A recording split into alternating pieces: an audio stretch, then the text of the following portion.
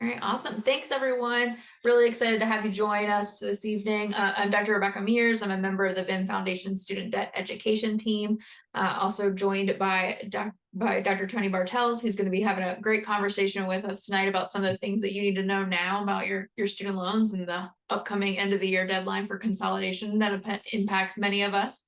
We've also got Jordan Benchia, who's the executive director of the VIN Foundation, will be helping to answer some questions and keep everything going here.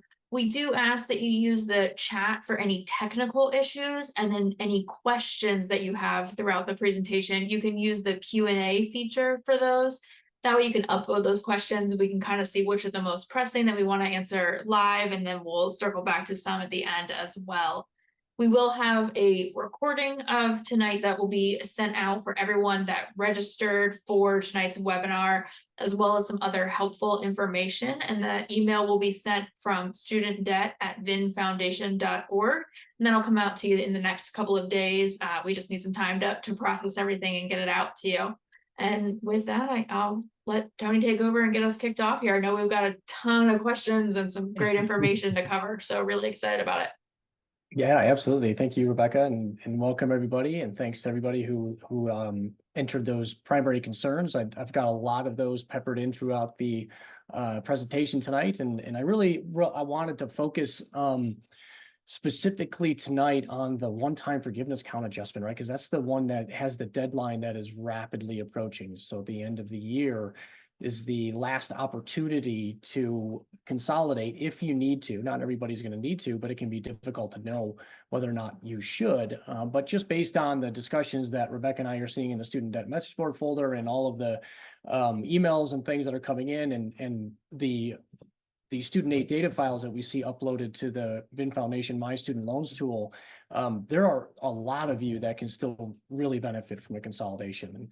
And I know I can see from the submissions that you have a lot of questions on that, and that's cool. And hopefully that's really why we wanted to do this, kind of year-end roundup, right? So if there's a hesitation or something that you're just not quite sure of that is, that has you waiting on that consolidation, we want to see if we can help answer those and also help you identify those things that you're going to see in your student loan portfolio that will trigger the idea that you should be consolidating your loans before the end of the year, right? So that's the primary goal that I want to accomplish tonight, because that, again, rapidly approaching deadline and that one-time forgiveness count adjustment is hugely beneficial. I mean, it is really hard to overstate how beneficial that is for a lot of you, especially those of you the hundreds of you who registered for tonight's session, who graduated in the 90s or early 2000s. This is the gift you've been waiting for when it comes to student loans, right? So many of you, all you do have to do is consolidate, and your loans are going to be forgiven, most likely, right? So particularly if you've already been in repayment for 25 years, or it's been 25 years since you graduated from veterinary school. So we just have to make sure that your loans are in the right status to receive it. And that's the part that has seemingly been really, really confusing to people. And there's a whole host of other changes that we're going to address because they're linked to consolidating. Or even if you don't have to consolidate and you're already set to receive the count adjustment, we have to think about what does repayment look like after the count adjustment, because repayment has resumed, right? And then there's a bunch of different changes, and we want to know what repayment plan that I should be using or shouldn't be using. And there's a lot of questions too on when you need to recertify, and we'll make sure to cover that as well, because wow, have things changed since maybe the last time you've provided some income documentation. So that's kind of the goal for what we're hoping to accomplish tonight, and then also answering your questions along the way, right? So I just want to get into some of the nitty gritty and make sure that we're all on the same page. And then I want to do some examples of student aid data files in the VIN Foundation My Student Loans tool, so we can walk through what you should be looking for. Because again, there's only like 2 weeks before the end of the year here, and it's unlikely that Rebecca or I are going to be able to answer everybody's question before this clock strikes midnight on 12/31, right? So some of these things were kind of in the last throes of this, and some of you are just going to have to make this decision on your own. And that's what tonight is all about, just really trying to help guide you through that, to help you feel better about whether or not you need to consolidate. And some of the other stuff is not nearly as time imperative, right? So we can certainly touch on save, comparing save versus pay, but these are not things that need to be decided before the end of the year, right? The consolidation is a real big one. So that's what we're going to focus a lot of that on.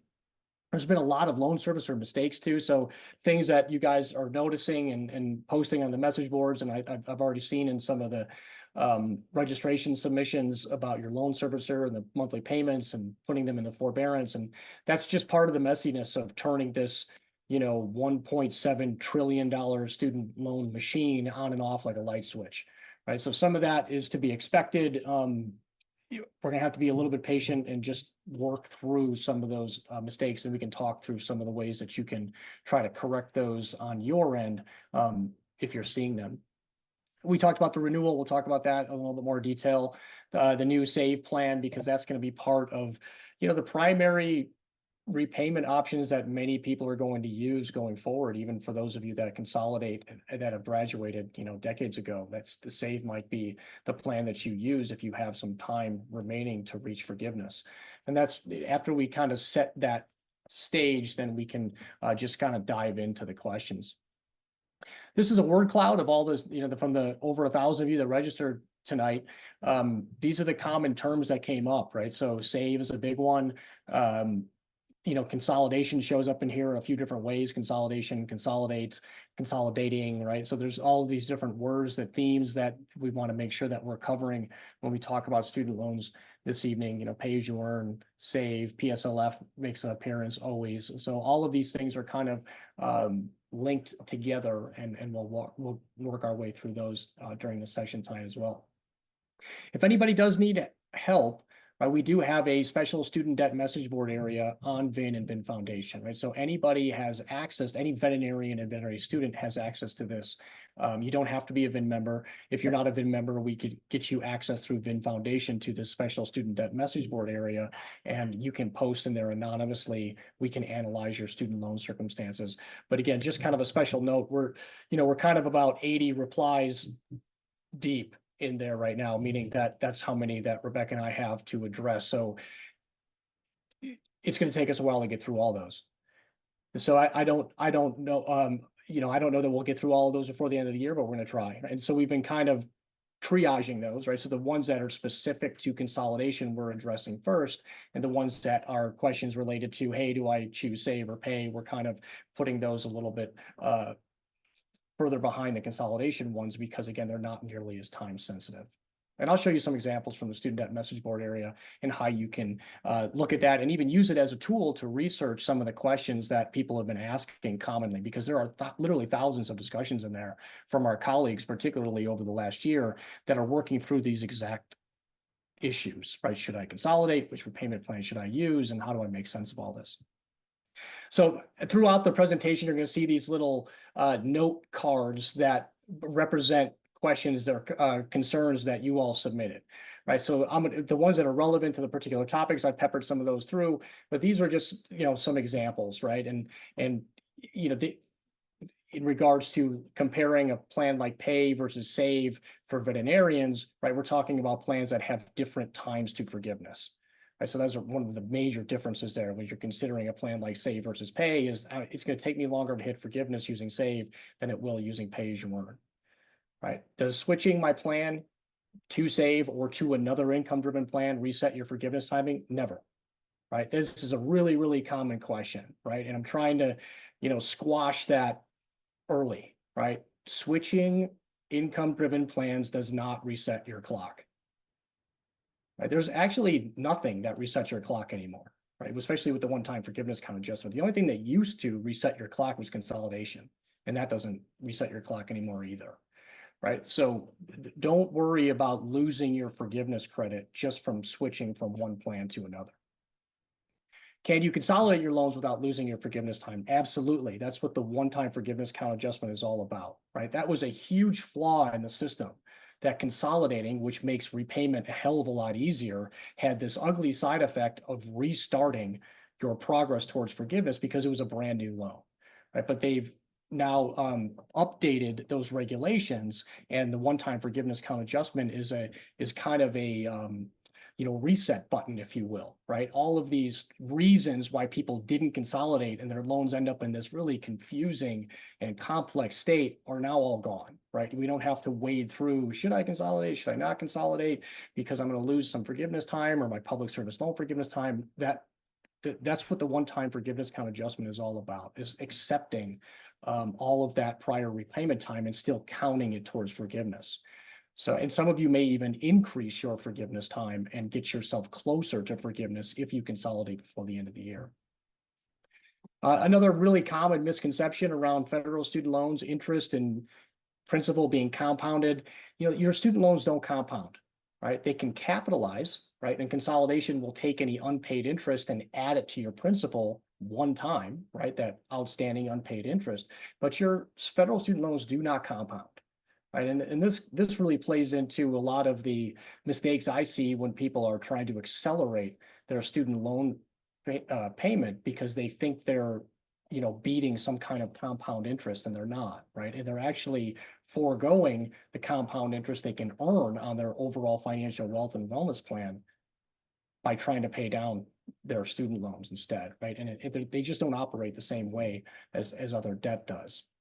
And then this one, unfortunately, in this instance, right, they're right. So if you refinance your federal student loans with SoFi or some other private lender, you're not going to be eligible for any kind of forgiveness, right? Private loans are not eligible for forgiveness, even if they used to be federal student loans, or even if your private student loans were taken out for college, they're not eligible for forgiveness, right? So only federal student loans are eligible for the income-driven plans and the forgiveness and the one-time forgiveness count adjustment that we're going to be talking about a lot tonight. All right, so how do we make sense of all this? And this is where, we try to tap into the clinical sides of your brains, right? So everybody here is a veterinarian or a veterinary student, and your clinicians, you tend to work through complex medical cases, and you do a hell of a job doing that, right? But when it comes to looking at our student loans, somehow we kind of, everything kind of turns into analysis paralysis, right? So turn your student loans into a complex medical case. And the first thing we want to do is a physical exam, right? To know whether or not you need to consolidate, we have to understand what types of federal student loans you have in your portfolio, right? And we can do this using one of the tools on the VIN Foundation Student Debt Center called the My Student Loans tool, right? And what we're looking for are loans that have direct in the name, right? Direct loans are the most favorable loans that you can have in the federal student loan system. Right now, there were older loans, federal family education loans, that the consolidation, the one-time count adjustment are trying to help eliminate, right? So it will make the repayment options for you more favorable. Right? These federal family education loans were discontinued in July of 2010. Right? So if we start doing a little bit of forensics, right? Even if you started veterinary school in 2010, in August of 2010, and graduated in May of 2014, you could have these older federal family education loans, right? So pretty much any veterinarian who's a 2014 graduate or earlier could have these federal family education loans. And this is one of the triggers that we use for, hey, you need to run to consolidate your loans before the end of the year, right? Now, not in every case, right? But in most of them, right? And particularly if you have the privately held or commercially held versions of those. And we'll show you how you can differentiate those in the VIN Foundation My Student Loans tool. But if you have those privately held or commercially held federal family education loans, you want to run to consolidate your loans before the end of this year. Perkins loans no longer available. 2018, they discontinued those. I still see a lot of those floating around. Health profession student loans, loans for disadvantaged students. These are really loans that were only eligible for folks who attended a state veterinary school. Right. So, and if you didn't consolidate those after you graduated, this is a great time to get them included in your overall student loan repayment strategy. Right. So for years, we've been recommending that, new grads graduate, consolidate, and get started in an income-driven plan.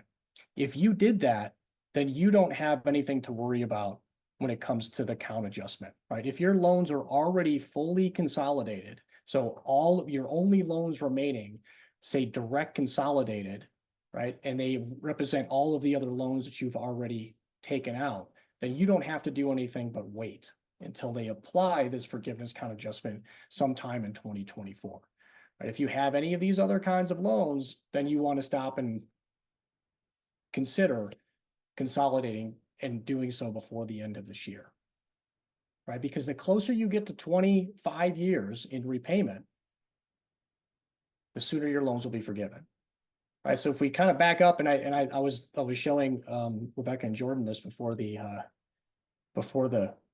session. So this is everybody registered. I kind of anonymized this, but I filtered it by your graduation years.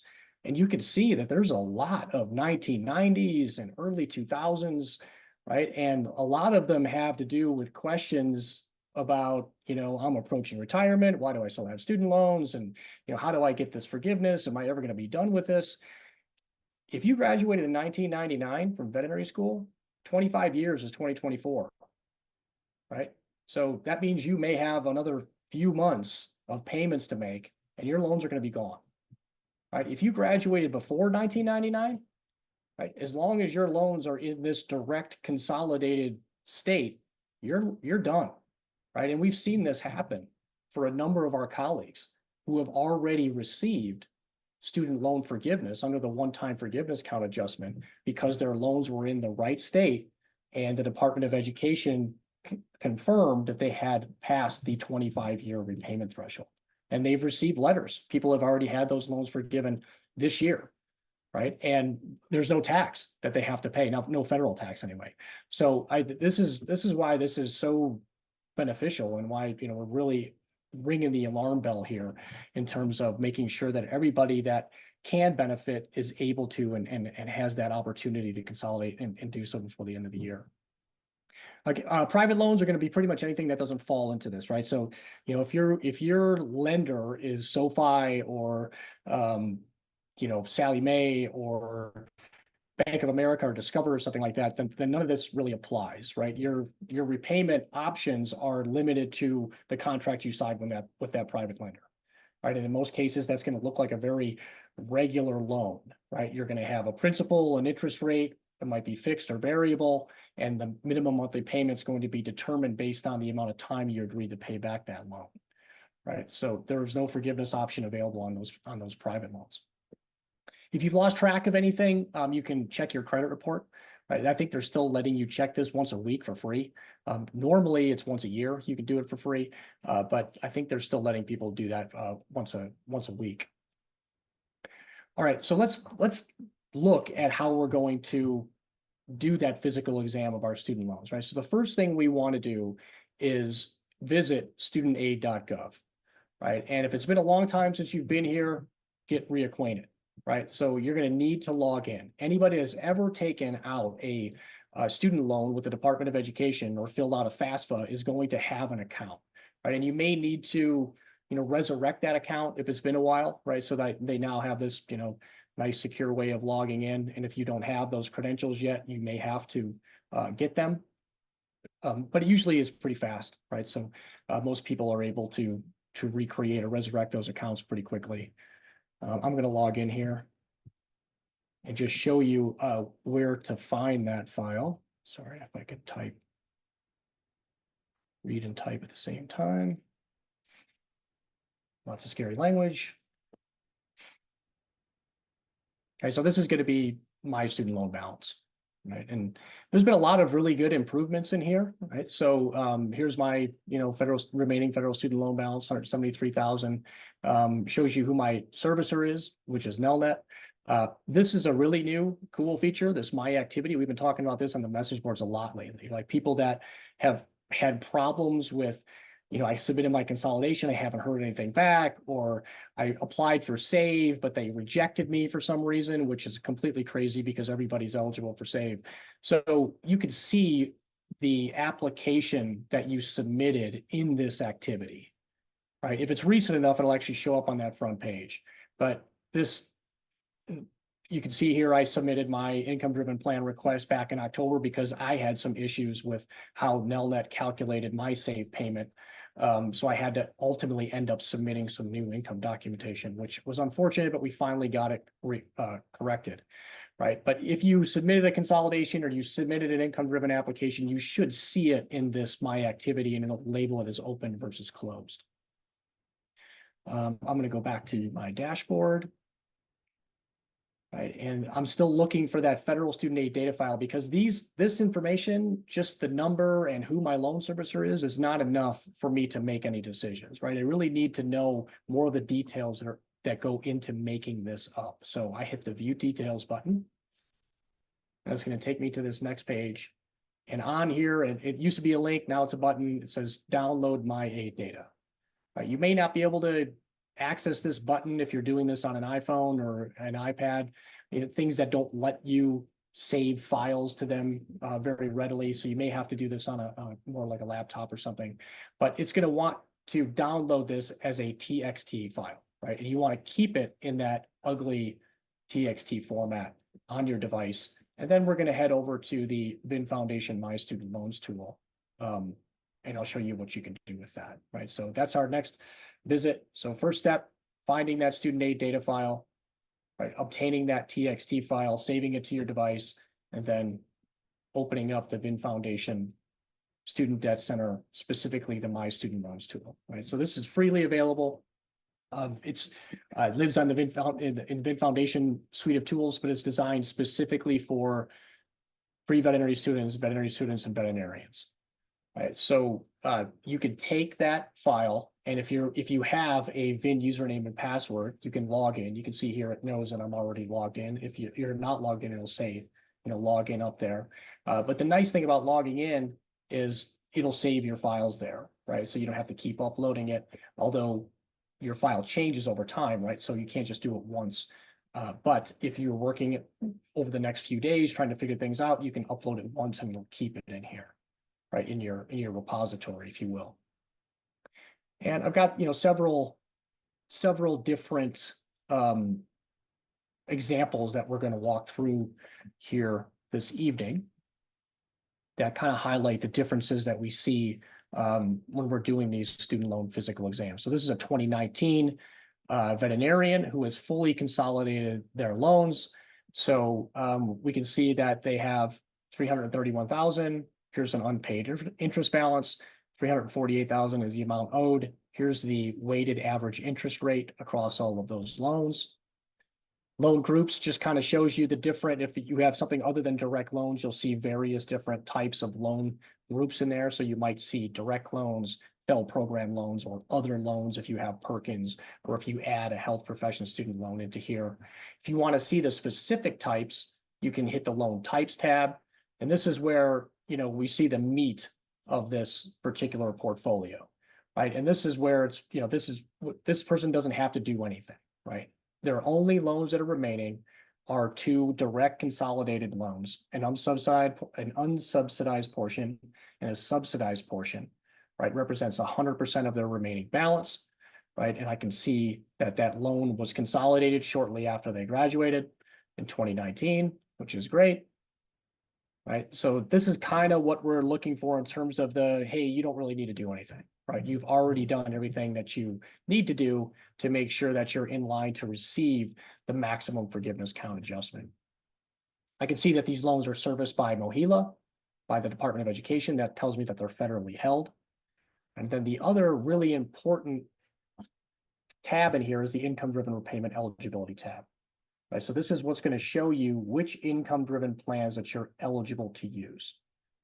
Right, this is going to be really important later. Right, when we start talking about should I use save, should I use pay? Right, first thing is, are you eligible for pay?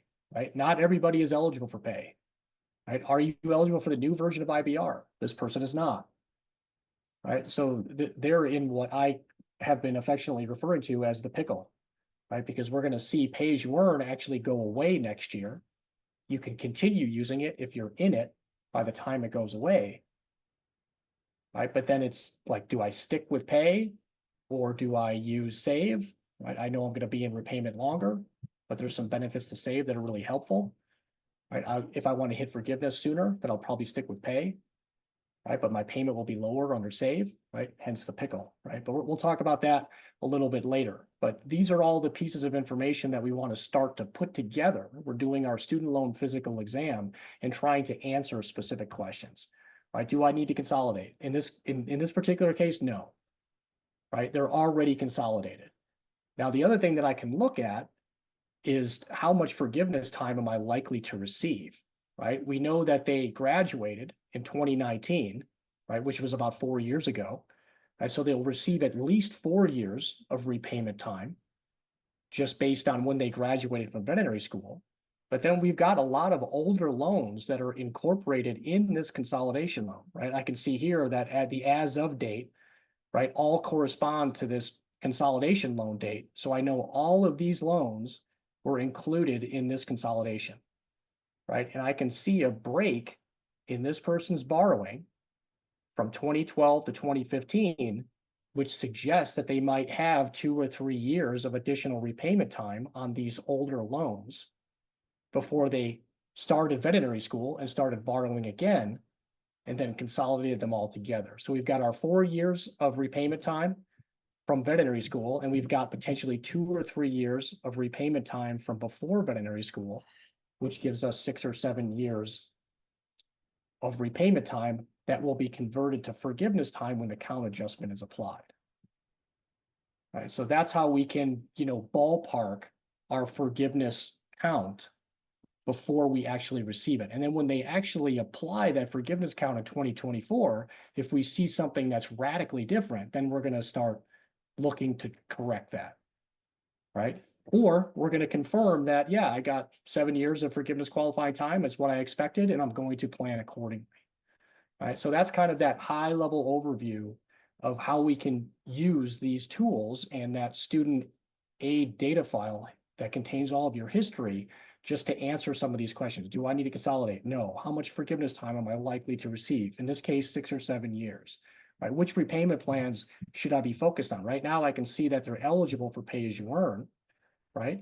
But I also have to consider this save plan, right? But I know that I'm in pay as you earn right now, which is great, right? That's fine for right now. And I know that my minimum monthly payment is relatively low, right? $306 per month.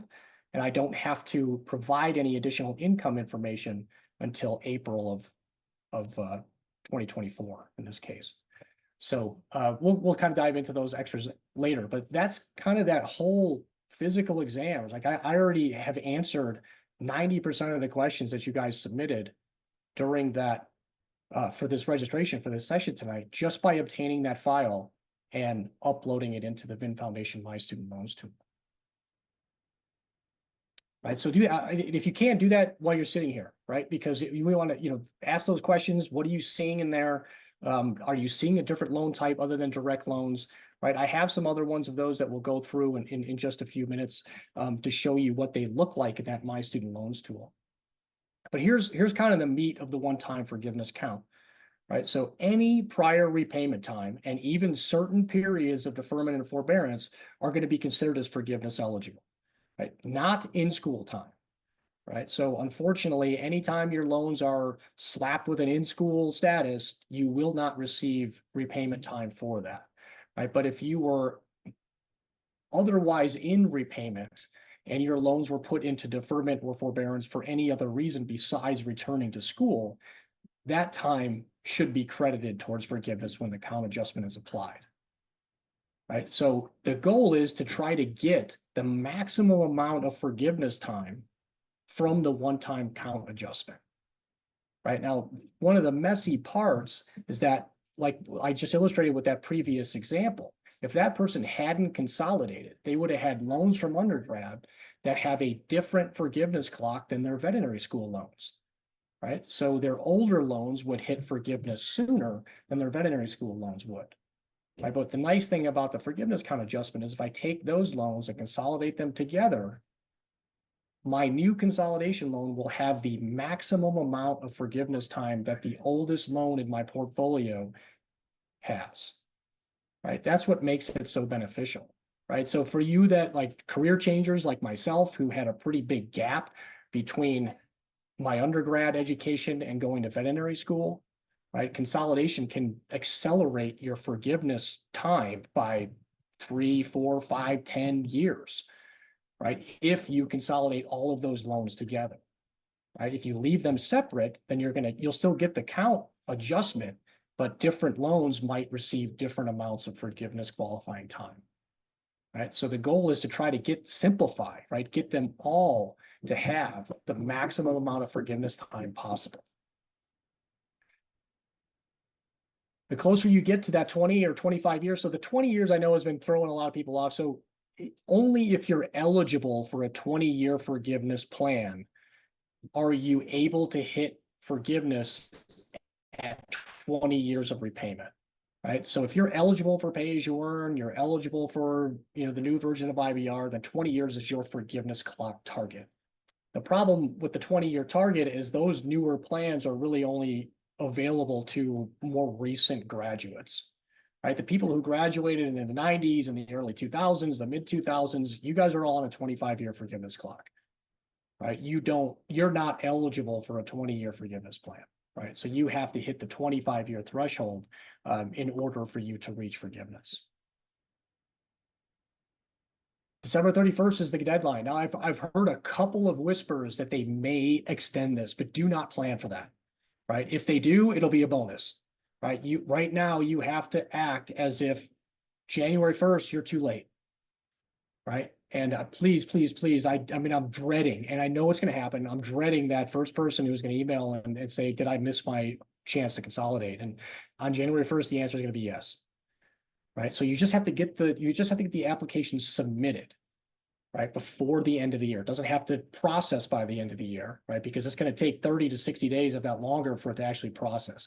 And you're already, you're kind of flying by the seat of your pants as it is, right? So things can go wrong when you submit a consolidation application and you don't have a lot of time to fix it, right? So the sooner you get this submitted, right, the sooner you'll at least be considered for this one-time forgiveness count adjustment, presuming that consolidation goes as planned.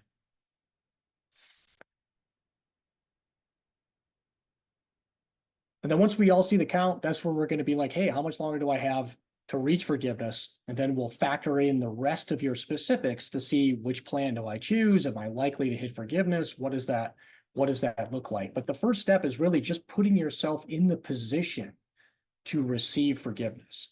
I know there was a few questions in there about, well, what if I make too much money to receive forgiveness, even if I end up with 20 years and I've got 5 years left to go? Well, first of all, what a great problem to have.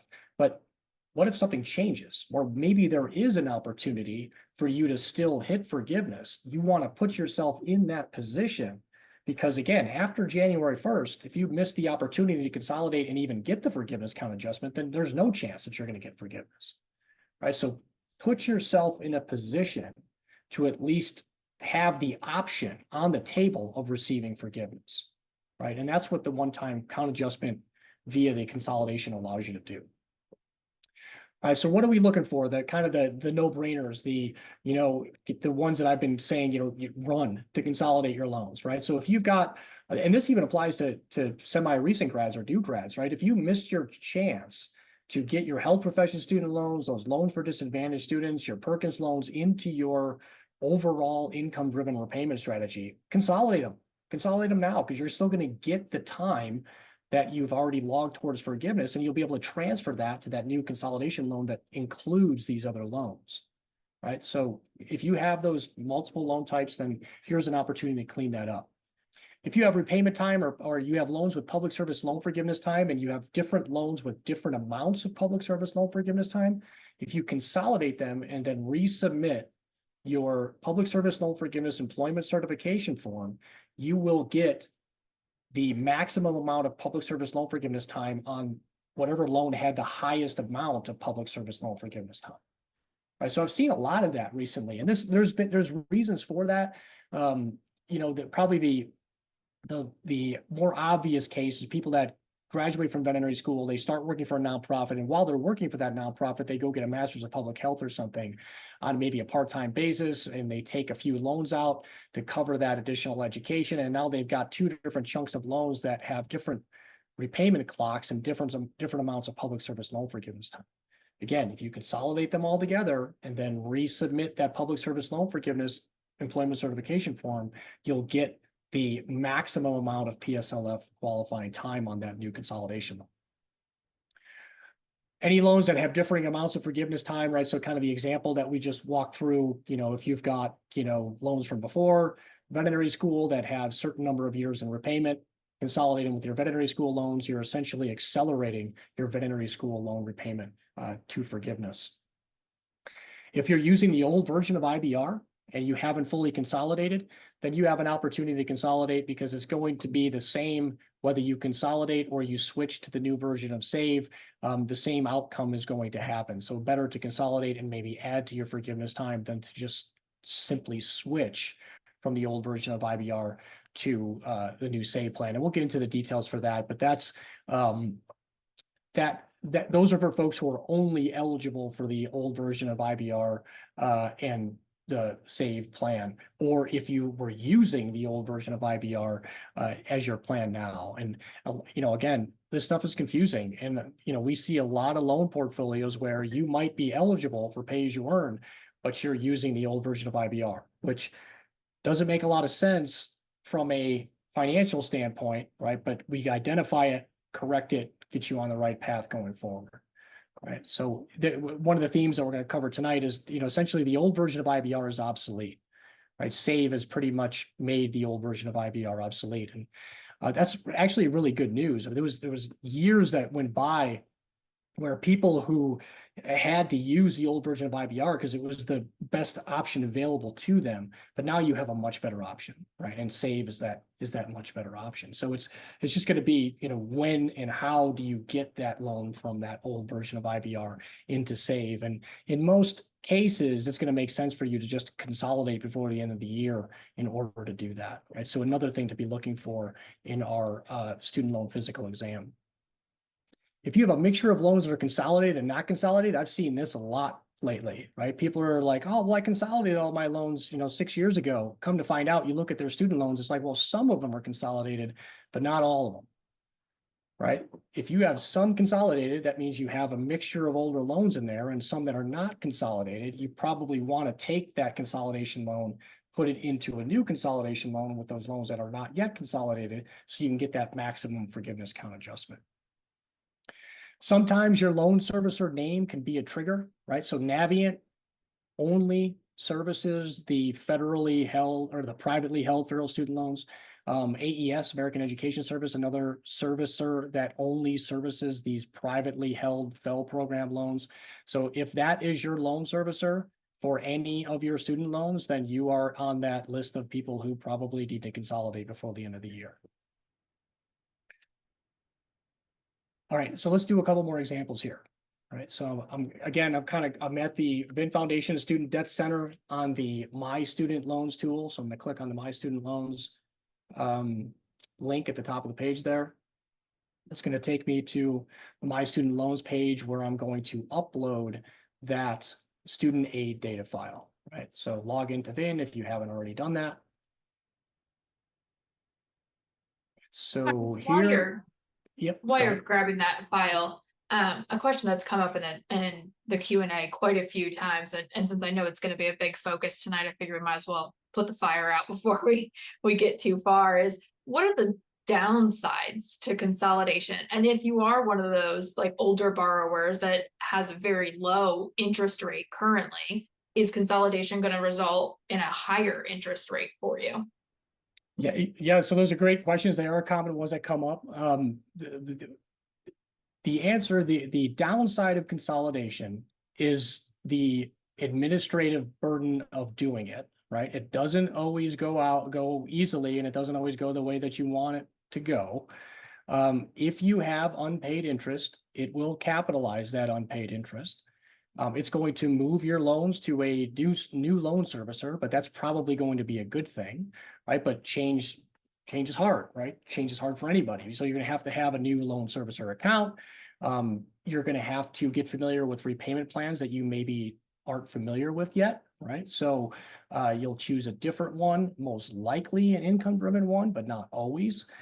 during your consolidation application. And the other downside, the interest rate, it should remain the same, right? So when you have everybody that, and FFEL program loans often have a lot of interest rate discounts baked into them that you've earned over the years. Now, technically, those shouldn't transfer to your new consolidation loan, but they have been, right? So they are taking what your lowest interest rate, the one with all of the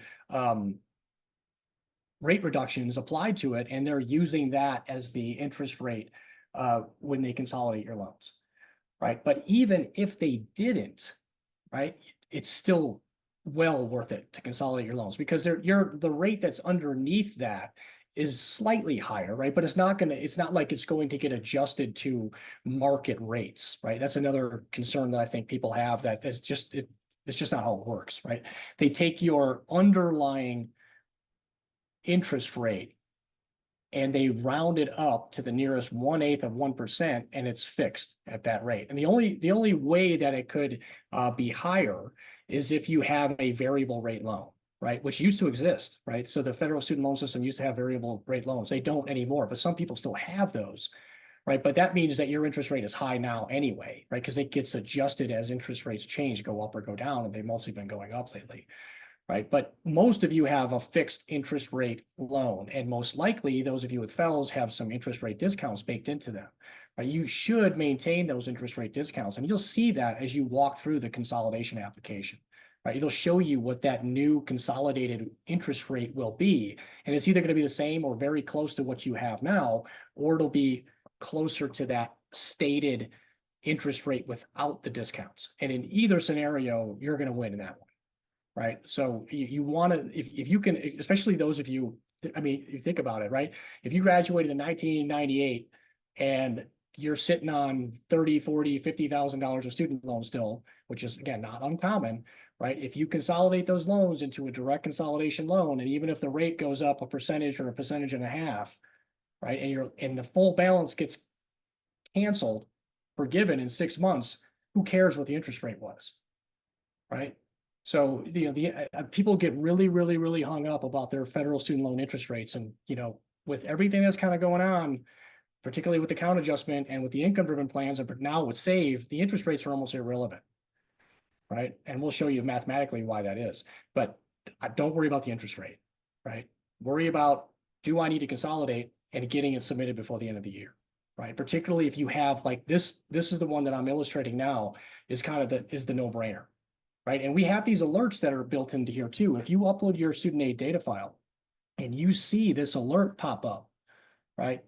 Act soon, as the alert says, right? Because this means that we know that you have these privately held FFEL program loans, right? And here's where knowing the loan servicer isn't going to help you, right? Because Nelnet is one of the servicers who actually act as a servicer for both the privately held and federal held student loans, right? But what we're missing here is the Department of Ed in front of the loan servicer name. That tells you that this is a commercially held or privately held federal family education loan, right? These loans are not eligible for the one-time count adjustment. They're also not eligible for the new SAVE plan. They weren't eligible for the pandemic forbearance benefits, right? But they are eligible to be consolidated into a direct consolidation loan, which makes them eligible for the one-time count adjustment, the new SAVE plan. And if you would have done it 3 years ago, they would have been eligible for the pandemic forbearance benefits, right? So this is what we're looking for. And there's still a lot of you that have this kind of loan portfolio, right? So when you upload it and that alert pops open, it's going to automatically open the tab to the loan servicer, right? And it's going to show you the loan servicer without the Department of Ed in the name. Let me go back to the other one here. So this is the difference. This is a federally held student loan, right? It says Department of Ed, and then it says the loan servicer name, right? When we don't have Department of Ed, then we know it's one of those privately held federal family education loans. Now, if you want to see that, right, you can see the loan groups, right? We had 11 fells at one point, right? The loan types, if you want to drill down a little bit deeper into the details, we've got FFEL consolidated loans, right? Don't let that fool you. Just because it says consolidated in the name, you can consolidate it again, and you should consolidate it again, right? And now this person graduated in 2005, right? We can look at the loan history here, right? Now it looks to me, if I sort it by the loan date, that all of these loans were from veterinary school, right? Started in 2001, graduated in 2005, consolidated those loans in 2005, right? So 2005 is going to be the start of their repayment time, right? 2005 is 2023, almost 2024, right? We're looking at 17, 18 years of 18 or 19 years of forgiveness eligible time once that count adjustment is applied next year, right? Which leaves you about 6 or 7 years away from reaching forgiveness, right? So for this particular person, again, run to consolidate their loans before the end of this year. You want to make them eligible for the count adjustment that's going to be applied in 2024.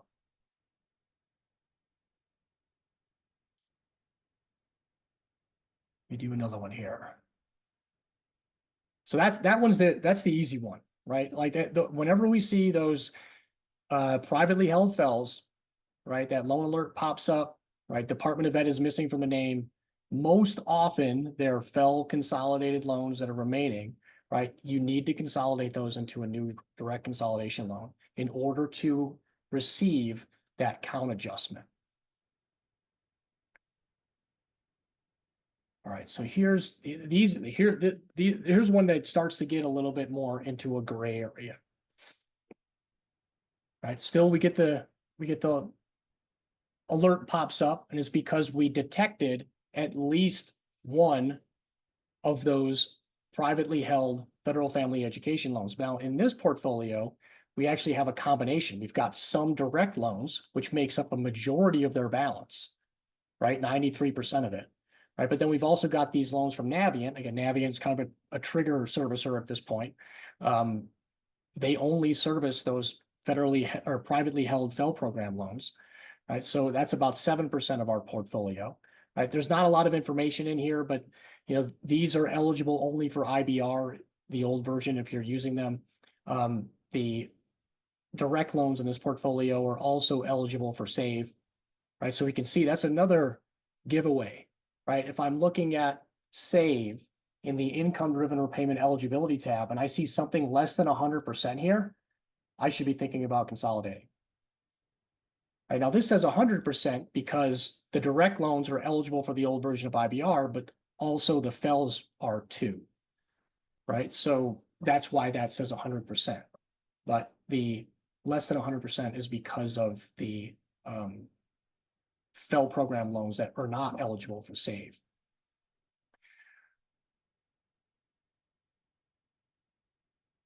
When we look into, and this person graduated in 2015, right? So they probably have a little bit more tortured borrowing history, right? Since they have those FFEL program loans, right? So I'm kind of looking for those dates, 2008, 2013, 2014.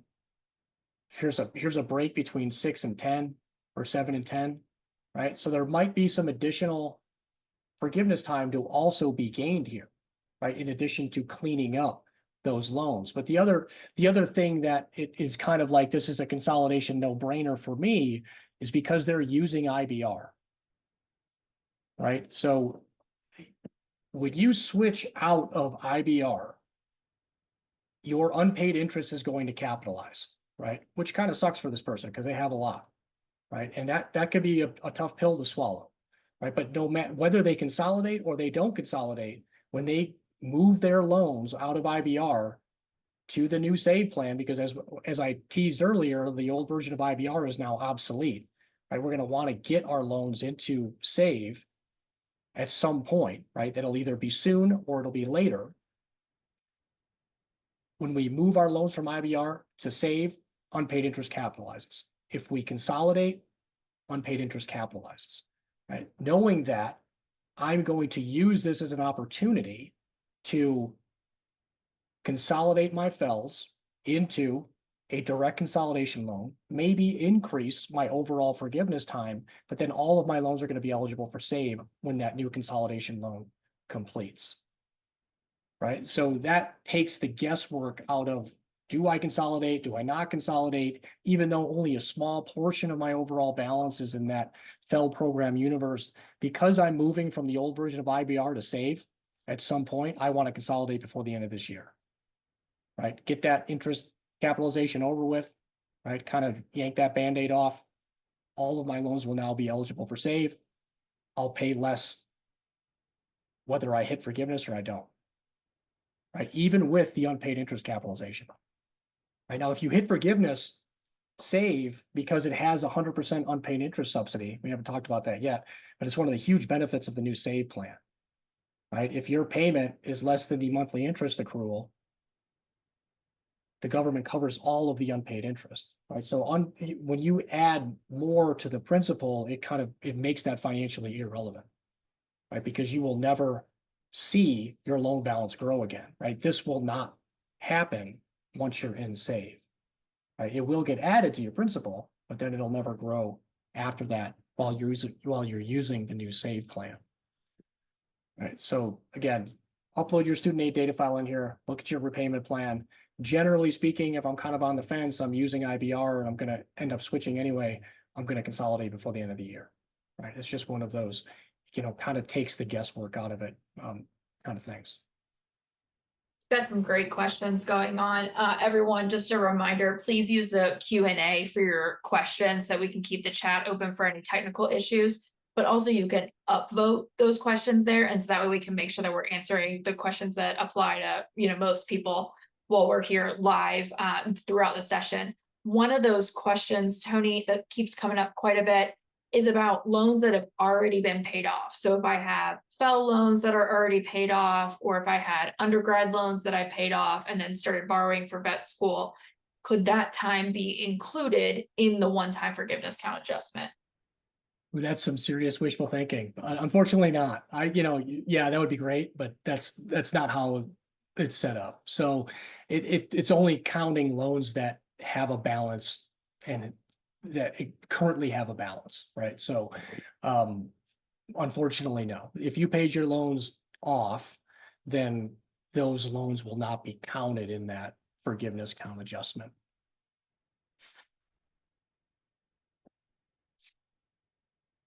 So this is another great one here. Again, we kind of use this as an example. I have a 2.25% interest rate, which is excellent, right? I still have $58,000 in debt. Should I consolidate? I'm a 1996 DVM. Absolutely, right? The sooner you consolidate, the sooner your loans are probably going to be forgiven, right? So again, you're way past the 25-year, not way past, but you're past the 25-year repayment threshold. Just as a sanity check from when you graduated from veterinary school, get those loans consolidated, right? So you can have them evaluated. That's what they're doing right now, right? The account adjustment that's going to be applied in 2024 is for the people who haven't received forgiveness already, right? They're doing this now. They're going through and they're looking, have you met the 20 or 25-year threshold? And they're knocking those loans off the books. Right? They're sending out those letters for you to get the remainder of your balance canceled, forgiven, right? And so they don't have to apply the count, right? So the people who received the count in 2024 are the people that have time left in repayment, right? So this is not a person that, they should receive a forgiveness letter before they see a count adjustment, right? But they're going to have to consolidate because AES only services those unhelpful privately held FEL program loans, right? So here's an instance where I don't need any more information, right? Consolidate them, submit the application before the end of the year, and then wait to receive that forgiveness letter. Beware, there are some, and we talk about this on the message boards a lot, right? So and because this comes up when you go through the consolidation application, you're going to see a lot of scary stuff. Right. And unfortunately, the count adjustment is not baked in to the consolidation application, right? It's not going to give you your count right then and there, right?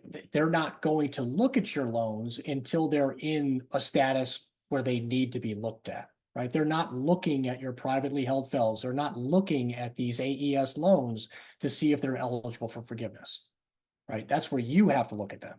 But once they're in the direct loan universe, they will get looked at for how long have you been in repayment, 26, 27 years, right? Are you eligible for forgiveness? Yes. There's the letter. They'll ask you if you want to opt out or opt into forgiveness, right? But the consolidation application is going to show you that you're going to be in repayment for another 30 years, right? Don't pay any attention to that, right? It's not right, right? It just, that's what, when you consolidate loans and the loan balance is over a certain threshold, they put you in a 30-year standard plan, and they show you your payoff date is going to be 2053, right? And then people, or 2058, and people lose their mind, right? So rightfully so, but it's not right, right? It doesn't reflect the one-time count adjustment, the forgiveness count adjustment, everything that's happening behind the scenes. So you just have to get past that consolidation application. There are some capitalization changes that have taken effect, right? So this switching plans has become more beneficial, right? So if you're switching from pay to save, or what used to be known as repay, or you're switching from save or repay to pay as you earn, or eventually down the road, if you end up switching from save to the new version of IBR, there will be no capitalization of your unpaid interest, right? If you're using save, there won't be any unpaid interest to capitalize in most cases anyway. So you don't have to worry about that. But unfortunately, leaving income-based repayment, deferment, consolidation still do trigger capitalization events, right? And capitalization is different than compounding, right? Compounding would be a continual addition of your interest to your principal, kind of like a credit card works, right? Or if you're, receiving dividends in a retirement fund, how it works for you, right? Compounding does not happen on your federal student loans, right? So trying to eliminate them to avoid the quote compound interest, you're not using those financial resources very wisely. And then SAVE has this very beneficial unpaid interest subsidy, right? So if your minimum monthly payment is below the monthly interest accrual, which it is quite often is for a lot of veterinarians, the Department of Education will cover all of that unpaid interest, right? So everybody who submitted that complaint about, I can't stand watching my loan balance grow, SAVE is your plan, right? Because your loan balance will not grow anymore, right? So that's put that in your hat when you're thinking about, should I use SAVE versus maybe the plan that I'm currently using. Right, so after the adjustment, right, what happens, right? So just to back up a step, until the count is applied, any repayment plan is forgiveness eligible, right? If you're in an extended plan, you're in a standard plan, whatever plan that you're graduated plan, whatever plan that you're using for your FEL program loans or your current loans, any of those repayment options are eligible and will be credited towards forgiveness when the count adjustment is applied. Now, after the count adjustment is applied, if you still have forgiveness time, right? So you haven't received that forgiveness letter already, and you have to continue making payments in order to cross that 20 or 25-year threshold, right? Then at that point, you're going to have to use a forgiveness eligible plan, right? Once the count adjustment, that's one-time forgiveness count adjustment, right?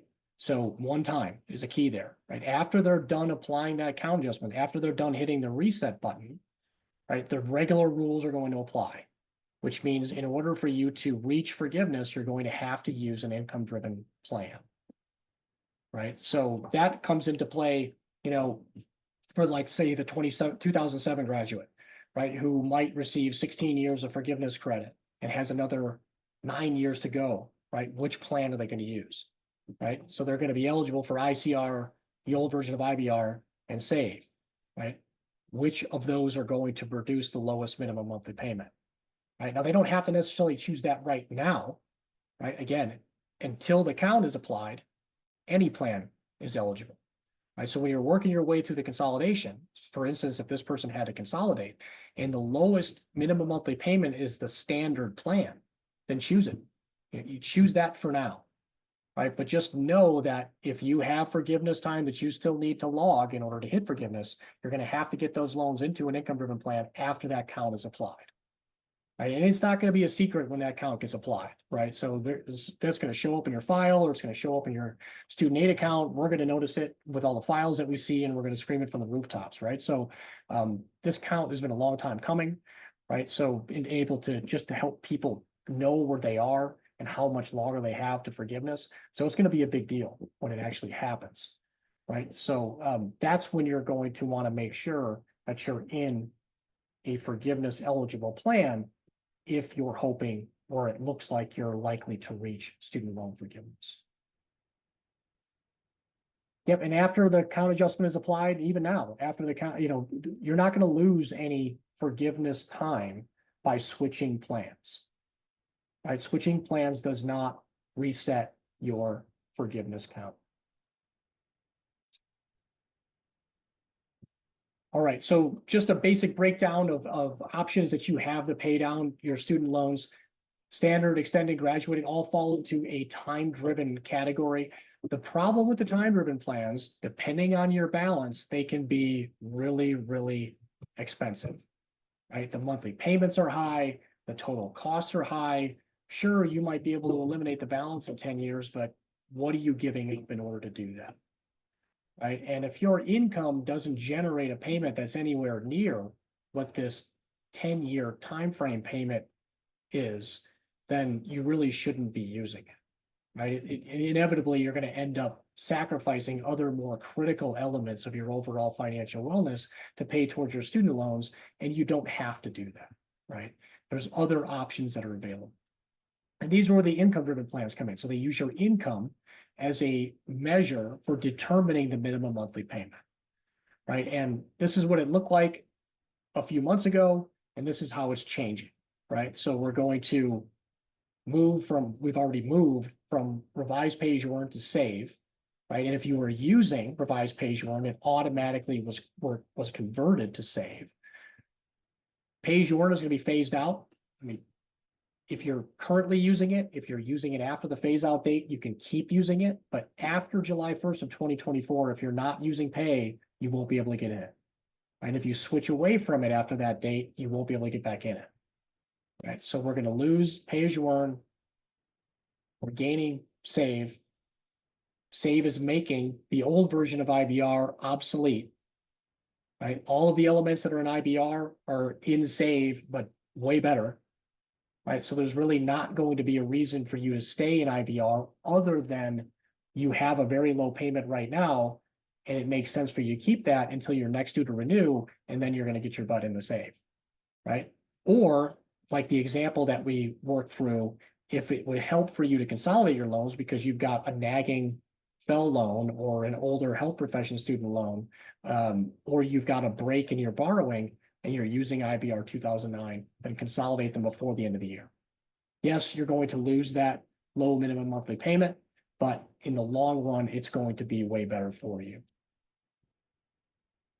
We've also now got this dynamic with save where you can use save for a specified period of time and then switch to the new version of IBR if you're eligible for it, right? So if you graduated after 2018-ish, right, then you may be eligible for the new version of IBR 2014. You can use save for up to 5 years, switch to the new version of IBR. Why would you want to do that? Because IBR has a 20-year forgiveness timeline. So you can use the unpaid interest subsidy and lower payment and save for up to 5 years. And then you can switch to the new version of IBR so you can hit forgiveness at 20 years, if it makes sense for you to do so. Right. So but what that means is nobody should be using any of the IBR plans until maybe 5 years from now, when it makes sense for you to leave save to reach forgiveness sooner. Right. But I see that a lot. Right. There's a lot of people, and I think it had to do with the nomenclature, really, is everybody lumps these together as income-based repayment. Right. And they're really income-driven plans. income-based repayment happens to be two versions of those income-driven plans, and people end up saying, well, put me in IBR, right? And unfortunately, IBR is not the best plan for you to be in, right? It's probably one of these other ones. So here are the changes in detail, right? So we've got save. The payment's going to be 10% of your discretionary income, but the discretionary income formula protects more of your income, right? So if you compare save to a plan like pay, which is also 10% of your discretionary income, if you use the same income and family information, you'll get a lower payment in save than you will in pay, right? Because it protects more of your income. This is kind of the allowance they subtract off of your taxable income when they calculate your monthly payment. Save also has 100% unpaid interest subsidy, which means you will no longer see your loan balance grow.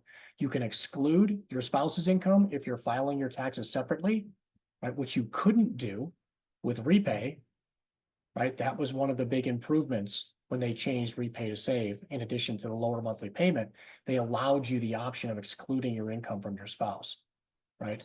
Which was the reason why most people who were eligible for repay in IBR 2009, the reason why those folks were using IBR 2009 is because they were married and it made sense for them to exclude their spouse's income. And IBR was the only way for them to do that. Now SAVE allows you to do that, which is another reason why IBR is obsolete. Here's the switching restriction, right? Again, this is only really newer recent graduates that are eligible for IBR 2014. You'll see that in the income-driven repayment eligibility tab, right? You're either eligible for the old version of IBR or the new version, right? You can't be both, right? It's one or the other, right? If you're eligible for the new version of IBR, then you should be in SAVE, use it for the next 5 years and switch over to IBR if it makes sense for you to do so at that time.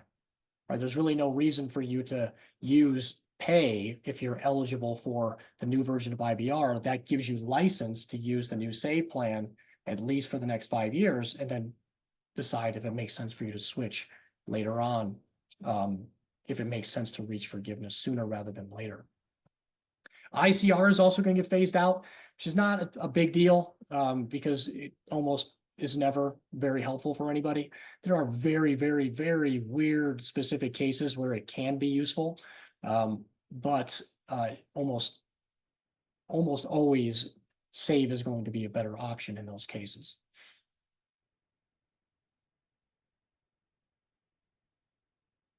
If I change my payment plan to a different plan, will they change my payment amount immediately? I have a higher income now. Yeah, if you switch plans or you consolidate, you're going to have to provide updated income information, right? And that's where the anniversary dates come into play, right? It may, if you don't have to consolidate, or maybe you've already consolidated and you're just weighing a plan switch, it may make sense for you to wait until the next time that you're due to renew so you can keep the very low payment that you have now and then switch at that time. Right, so this is where knowing your anniversary date is really helpful. Right, so we do know as part of the repayment restart coming out of the pandemic forbearance benefits that nobody is due to renew their income information before March of 2024. Right, and if your anniversary date shows a date that's before March of 2024, we keep adding a year to it until it's something beyond March of 2024.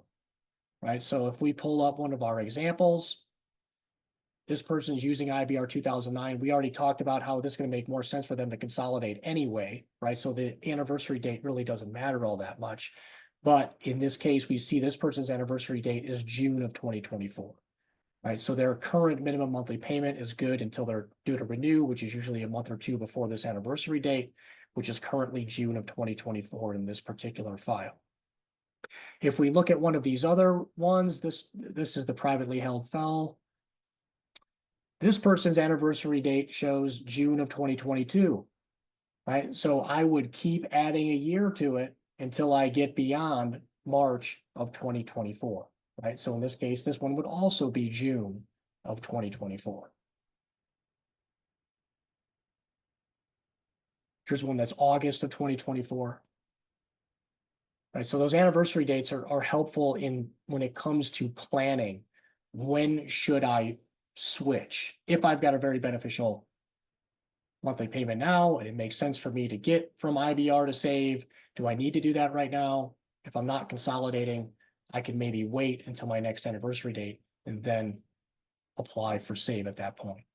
Just be aware that you're going to continue to accrue interest, right? When you wait to benefit from that lower monthly payment, right? But again, in most cases, it makes more sense to keep that lower monthly payment unless you have a need to consolidate before the end of this year. So Tony, you would say first look to see, do you need to consolidate before the end of the year? If yes, do that, right? That's the biggest priority. Absolutely. Yeah, don't worry If- about your anniversary date if you need to consolidate. Yep. Yeah, and if you don't need to consolidate, let's say you already have, all of your loans consolidated, or maybe it's not beneficial based on some of the things we've discussed, then start looking at that anniversary date to see if switching plans or anything like that makes sense for you at this time, or if it would be better to wait until you're next due to recertify. Yep, that absolutely. That would make perfect sense. We've got a pretty popular question here. What if I paid my loan during COVID? Will I get an adjustment for the 3 years? Will this allow me to be forgiven longer? I am a 2002 graduate. So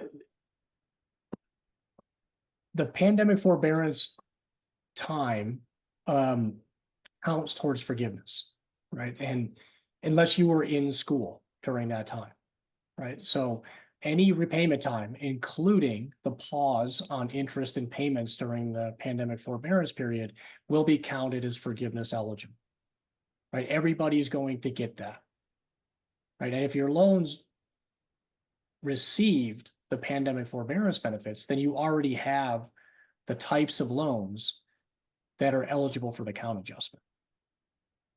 Right, so you do the forbearance benefit time, whether you made payments or not, counts towards forgiveness. Right, everybody has that forgiveness time, except for people who are in school during that time. Right, so that in addition to, you said you were a 2002 graduate, you have a lot of repayment time beyond the pandemic forbearance time. Right, so all of that will be counted when they look at your repayment and forgiveness eligible time when that count adjustment is applied. Yeah, that is a pretty common question. Their pandemic forbearance time also counts towards public service loan forgiveness if you were employed by a qualifying employer at that time, right? So, I think I don't know where it came from, but there's, I've heard a lot of weird theories, right? I mean, that you had to make payments or you had to pay at least $10 or just some really bizarre things. And as part of the law that created that pandemic forbearance benefit, they count that as forgiveness credit towards your forgiveness eligible plans. Now, if you're using a time-driven plan during the pandemic forbearance, your balance may not have changed, right? But if you want to stay on the same repayment timeline, then your payment is going to have to go up. Right? Because if you think about you're on a 20-year plan and you had a 4-year pause, if you want to stay on that same 20-year timeline, your payment's going to have to increase in order to stay on that timeline because your balance didn't change.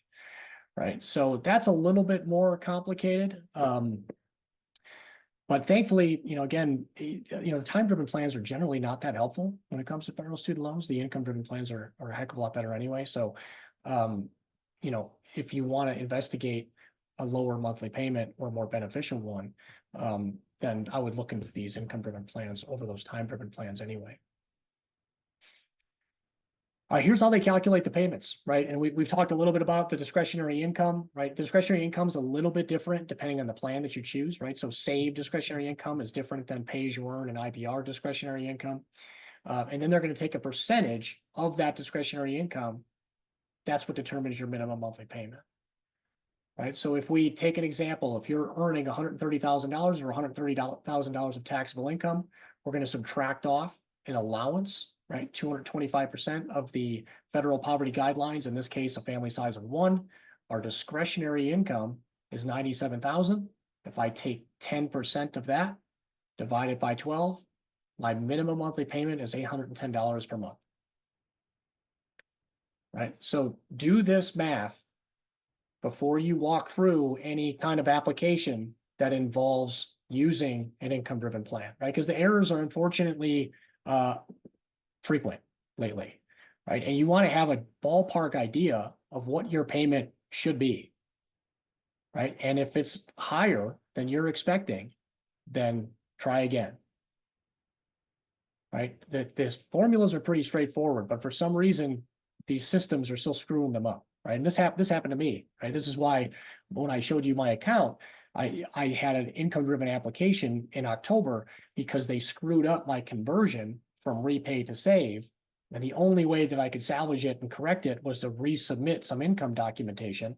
And it took me 2 or 3 times in order to get the payment that I was expecting based on the income and family size information that I was using.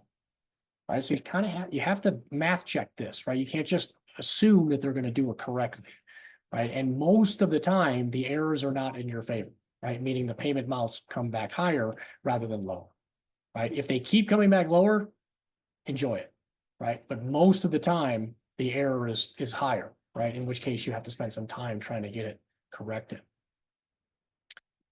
How much should you pay? You know, in my opinion, you really shouldn't be paying any more than your income requires you to pay. Right, so people like to throw out a whole bunch of different numbers. You know, I'm going to pay $3,000 a month towards my student loans until they're gone. Okay, great. Well, is your income close to $400,000 a year? If so, then it makes sense for you to pay $3,000 a month. Right, now we know the average income for veterinarians is not anywhere near $400,000 a year. Right, so depending on what your income is will determine what your monthly payment should be, and the rest of your income should go towards other things that are going to have a much bigger impact over time towards your financial wealth and wellness.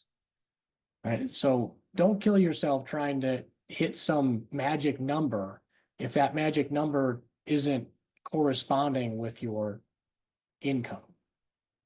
Right, there's a chance that you're going to pay less than you have to, and if you reach forgiveness, then it never makes sense to pay more than is required. Right, so if you want to make sure that you're doing some stress testing, some sanity checking on these loan repayment strategies to make sure that you're just not throwing money away. Right, so even if you do or are paying $3,000 a month until you hit zero, is that going to actually cost you less than if you paid based on your income and maybe hit forgiveness? And in the overwhelming majority of the cases that Rebecca and I do, the answer to that question is no. It doesn't make sense for you to do that. It makes sense for you to pay the minimum and plan for the potential tax on forgiveness. Right? It's going to save you in a lot of cases hundreds of thousands of dollars. Right? And some of you that say that you're struggling with high monthly payments, right? Take a look, take a second look, right? Do the math. See if your income, your family size, your tax filing status can result in a lower monthly payment. Chances are it can. Right? These plans are designed to make sure that you're not paying a punitive amount of your income towards your student loans. That's the whole reason that they exist, right? If your monthly student loan payment is, you know, more than you can quote afford, then look for one that you can afford. There's a really good chance that there's one there for you. So what does forgiveness look like, right? There's a great question. What does it look like when loans are ultimately forgiven? Well, you receive a letter. Right? Like the people that have received forgiveness under the one-time count adjustment already, they receive a letter. Department of Education has determined that you've passed whatever threshold, X amount of dollars is be forgiven on your behalf. Let us know if you want to opt out of this. I have no idea why anybody would want to opt out of forgiveness, right? And you could have to pay a tax, right? But even if you had to pay a tax, it's a fraction of the remainder. Right now, there is a tax exemption in place for anybody who receives forgiveness between 2021 and 2025. This is another reason why anybody who graduated in 1999, 2000, 2001, before then, should be running to make sure that their loans are in the appropriate status to potentially receive forgiveness before the end of 2025, right? Because if you do, there is no tax. There's no federal tax. I think the last time I looked, there's like 5 or 6 states that still might tax your student loan forgiveness.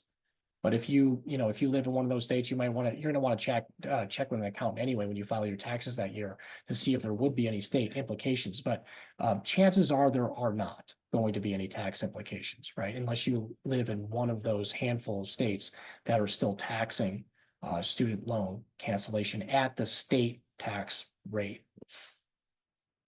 But generally speaking, after you reach that threshold, the remaining balance will be forgiven. And if you do have to pay a tax, you'll get a 1099-C that indicates a cancellation of debt, and you report that as income on your tax return. And the amount that's forgiven it corresponds to the tax that you would pay at the federal rate or at the state rate if your state charges you income tax. Right, so is it a tax bomb? Everybody likes to call it a tax bomb. Is it a penalty? Is it a discount? I mean, the top marginal tax bracket right now in this country is 37%.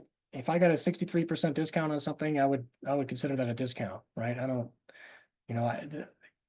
yes, paying taxes sucks, and it may be a pretty big tax in 1 year if you have to pay that federal income tax, depending on the amount that's forgiven. So in that respect, yes, it's a bomb, but in the overall scheme of things, it's a huge discount. Right, so how to interpret VIN tax bomb predictions, right? So let's play with it, right? So let's take our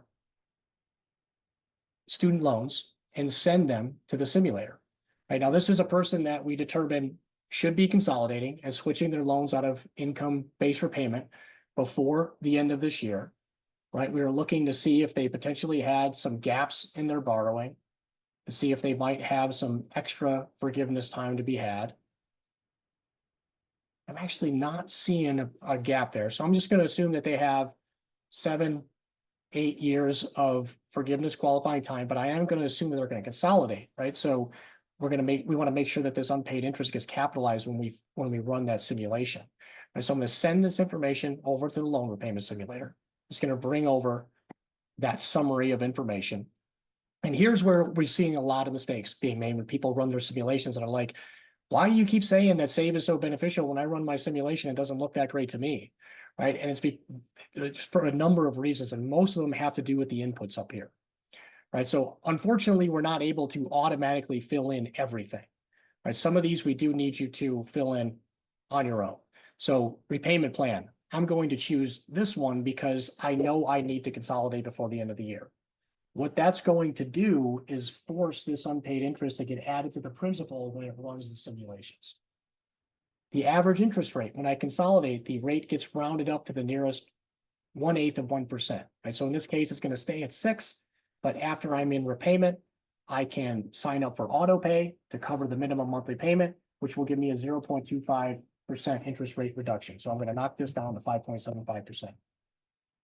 In years in repayment, graduation year is 2015. We didn't see any additional forgiveness time for this person to earn. So we're going to give them 8 years of forgiveness qualifying time. This is another huge one, right? If you don't count the repayment time that you've already logged or your best guesstimate of what you're going to receive when you receive the forgiveness count adjustment, the simulator will start from 0 and assume that you're going to be in repayment for another 20 or 25 years. That's what the Department of Education does, right? That's not accurate, right? That's why we built the simulator, right? Because the Department of Education simulator sucks, right? It is not sufficient to help you plan anything, right? Because it's only good for people who are starting repayment from 0, right? That's been the case since they came out with that thing, right? Which is one of the primary reasons we had to build our own. We needed to know, well, what does it mean if I've got 1 year, 2 years, 10 years, 20 years in repayment, right? How do I make sense of that, right? And this is probably one of the most critical inputs in this simulation, right? And most people, unfortunately, keep just leaving it at 0, right? You have to put the number of years that you expect to receive in that forgiveness count adjustment in this years in repayment. Right? If you're working towards public service loan forgiveness, here's the switch for that. That's not applicable in this particular case. Right, let's give this person a $130,000 taxable income, right? Income inputs, this is kind of an art and a science, right? You can put a number in here, put your most recent AGI in here, adjusted gross income, right? Taxable income. If you don't have that and you just want to kind of see what this is going to look like, and you can put your gross income in here. But just know that your gross income is an overestimate compared to your adjusted gross income in most cases, right? So your adjusted gross income will always be accepted by the Department of Education as a measure for determining your income-driven plan payment, right? So you want to use the lowest acceptable income measure that they will allow you to use, right? In most cases, that's an AGI. Use that. And then we have to, again, massage that, right? It's not reasonable to assume that your income is going to stay the same for the duration of repayment, right? Especially if you're paid on something like ProSal, right? Your income is going to change as you get more productive, as that practice increases prices on services. Those things are going to increase over time, right? So we kind of give you something to, give you a shove to show you that, hey, let's take a closer look at these income inputs, right? They're going to have to change over time. If you have a better idea of what they're going to do over time, you can change that inflator, if you will, or you can put them at whatever you want individually for the next 30 years if you care to, right? But the more accurate you are with these income projections, the more accurate your simulation is going to be. If you're married, all of that's going to make a huge difference, right? How you file your taxes, when you get married, how much your spouse earns, whether or not your spouse has student debt. We'll cover that a little bit later, right? So if you have kids, all of that factors into the family portion of the discretionary income calculation. If you have forgiveness savings on hand already, right, enter it in here, right? Maybe I've already started a dedicated forgiveness fund, and I've got it in a savings account that's earning 4%, right? Put that in the advanced simulator settings, because that will adjust how much you should continue to save for forgiveness if you're going to hit forgiveness. Right, so we run that simulation, right? We factor in the unpaid interest capitalization, right? And when we look at the outcome, right, we see this is the reason why we need, IBR is obsolete, right? There's $100,000 difference here, right? And the monthly payments are much lower, right? The amount forgiven is going to be higher, right? So this is where it doesn't make sense, in my opinion, to call it a tax bomb, right? Because if your whole goal is to avoid the tax, then you might stay in the old version of IBR, but you're going to pay $100,000 more than you have to, right? It doesn't make a lot of financial sense to do that just to avoid the tax. A smarter move would be to use save. You'll have more cash flow. I can plan for the potential tax down the road, and I've got more overall resources to use towards other things, right? That will hopefully grow my overall financial wealth and wellness, right? But I'm keeping my student loan repayment costs down, right? I'm keeping my monthly payment down. Yes, I'm going to have to contend with this tax potentially down the road, but I've got time to do that, right? And oh, by the way, this is still a cheaper way to do this than to try to pay it back aggressively, right? So that's how we make sense of the student loan repayment simulation, and also use the forgiveness planning module to make sense of the quote tax bomb, right? And if I'm a little bit more aggressive, maybe I'm, earning something higher than 4% on my forgiveness savings plan, right? That amount comes down, my total costs come down, right? Because I'm using the interest from this forgiveness savings fund to cover a lot more of that total tax that's due, right? So that's how I make sense of that quote tax bomb prediction. All right, public service loan forgiveness, a little bit different beast, right? So public service loan forgiveness, there is no tax, right? It's tax-free loan forgiveness is in the law, right? So if you check all the boxes for public service loan forgiveness, direct loans, using the right repayment plan and income-driven plan, right? They changed the hour requirements recently, right? So you have to average at least 30 hours per week, right? They kind of did away with all of the messy full-time, part-time, right? It's at least 30 hours per week on average. And if you make 10 years of qualifying payments while doing that, then you're eligible to have your loans forgiven tax-free. Right, so this is and the consolidation, the one-time forgiveness account adjustment also applies here. I think I don't know if I have one of these examples. I don't know if I uploaded it yet. Has some public service loan forgiveness time in it. Oh, here, let me do that. I'm going to show you that one. I think I have. While you're pulling that one up, Tony, one of Yep. our most popular questions right now is there a deadline to sign up for SAVE? No, there's no deadline. It's out there now. You can sign up for it ever since repayment restarted. So September, October, it's been out there, right? So there's no deadline to sign up for SAVE. You can choose SAVE whenever you want, right? But if there's a strategic reason why you're putting it off, fine, right? Because your anniversary date, and you have a very low payment, and that's great. But if SAVE will give you the lowest monthly payment that you can have right now, then apply for it now. Right? There's, you don't have to wait, or there's no deadline for you to use SAVE.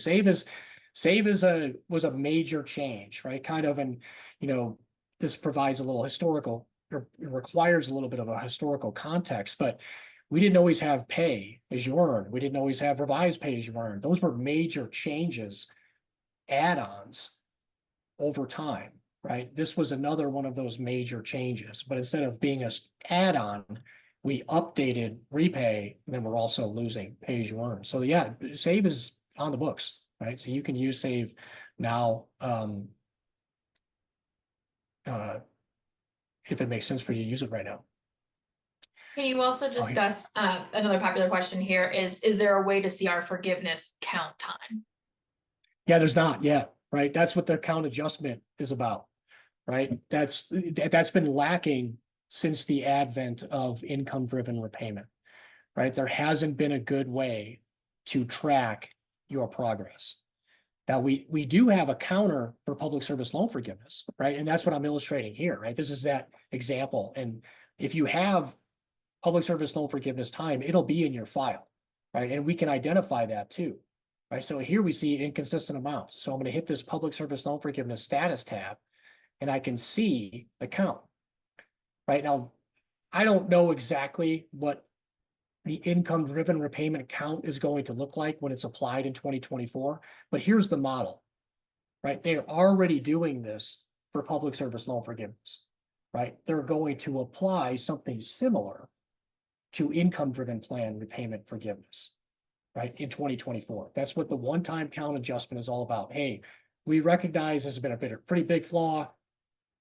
We don't have a really good accounting of forgiveness eligible time, and not one that you can see, right? So we're going to apply one, right? And that's what they're currently in the process of doing. The people who have eclipsed that 20 and 25-year threshold, they're wiping their loans off the book now, and then they're going to have this running count like they do for public service loan forgiveness for income-driven repayment forgiveness going forward starting in 2024. Right? But you can't see that now. The best you can do is guess.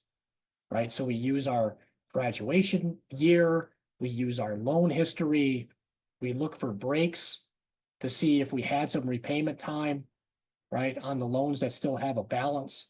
If they do, we can add that to the time that our veterinary school loans have, and we can come up with an estimate, right? And then when they apply the count, then we'll look for it in the file, we'll spit it back out to you, and then we'll compare it to what we thought it should have been, right? So this is going to be kind of a a fix that's been a long time coming when it comes to the income-driven repayment plans. But it's not here yet, but that's what the goal of the one-time forgiveness count adjustment is.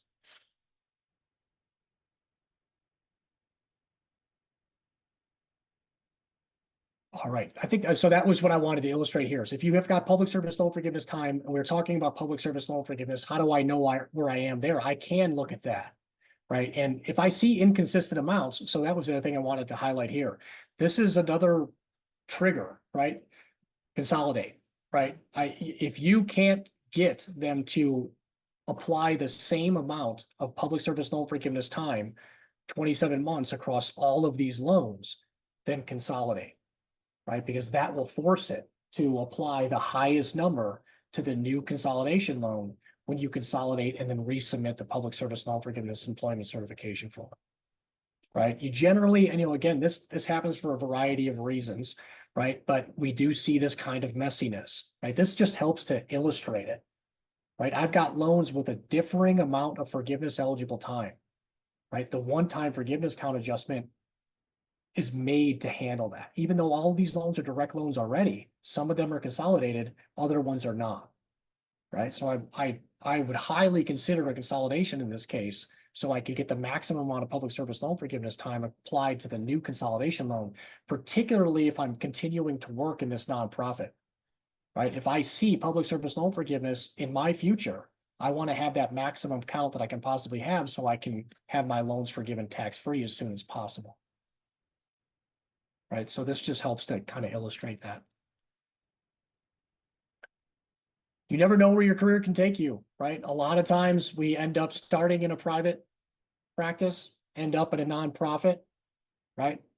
Doesn't make a lot of sense to plow a bunch of money into our student loans if we're ultimately going to end up with forgiveness. But you never know where your career can take you. There's a lot of other things that you should be doing other than paying your loans more than your income requires, just in case you hit forgiveness, right? You never know where your career may take you, and forgiveness could be a very real option for you. Just because a lot of people think public service loan forgiveness is a unicorn, this is a veterinarian who received it as part of some of the expansions to public service loan forgiveness, had more than $430,000 zeroed out, right, after receiving public service loan forgiveness, right? So people are receiving these, our colleagues are receiving these benefits, right? But if you don't know about them or you're not working towards them appropriately, then you may miss out. Right. Any questions on the forgiveness count adjustments?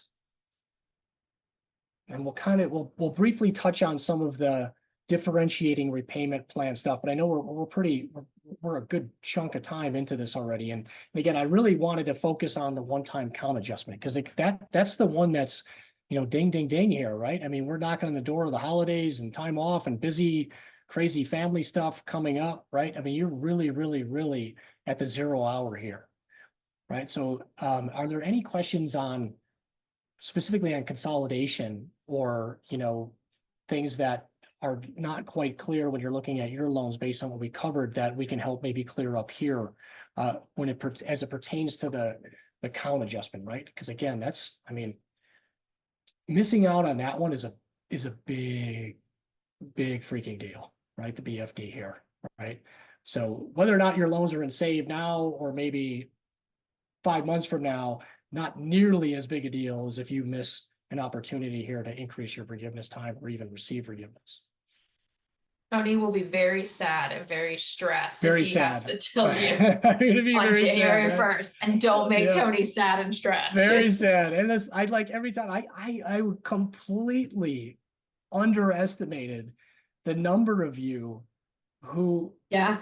graduated in the 90s, early 2000s, who still have appreciable student loan balances. This is like made for you, right? I for a number of years, we took some hits on, hey, all of your student loan stuff, all it does is pertain to new grads and all of the new plans are only for new borrowers. What about me? Here's your chance, right? This is all about you. The one-time forgiveness count is all about people who have been paying on their loans for 10, 15, 20, 25, 30 years and just want to be done, right? But you do just have to make sure that your loans are ready to receive it, right? It's not automatic. And unfortunately, the loan servicers are not really playing an active role in this, right? They're not telling you, they're not screaming from the rooftops, hey, if you just consolidate your loans will be gone, right? They don't have a lot of incentive to do that, unfortunately, right? So it's on you to make sure that you don't miss out on this, right? There's like again, hundreds of you that are in this window here where if you just get them into that direct consolidation loan, they're probably going to be gone in the next 6 months. Tony, can you show a little bit about where they need to go for consolidation and just sort of how that process works? That's been a question that's come up a couple of times. Sure. So same place I went to look for the file, right? So studentaid.gov, right? Studentaid.gov, and under the loan repayment header here, you'll see consolidate loans. Right now, ideally, you're going to log in here, right? And my loans are already consolidated, right? But I can log in and show you what that looks like. It'll let me go a little bit before it, triggers a, something. But let's see. There it is. And as part of this, is consolidation something that those that are currently in school can do? If it's a master's program, if it's a DVM, a current vet student, how does that work? Unfortunately not. So, and I did see some students who registered for this and had some questions, and, sit tight, right? We'll have some webinars like this that are specific to you, and you'll have some strategy changes that are coming up in 2024, but this largely doesn't apply to you, right? You can't do anything about this while you're in school.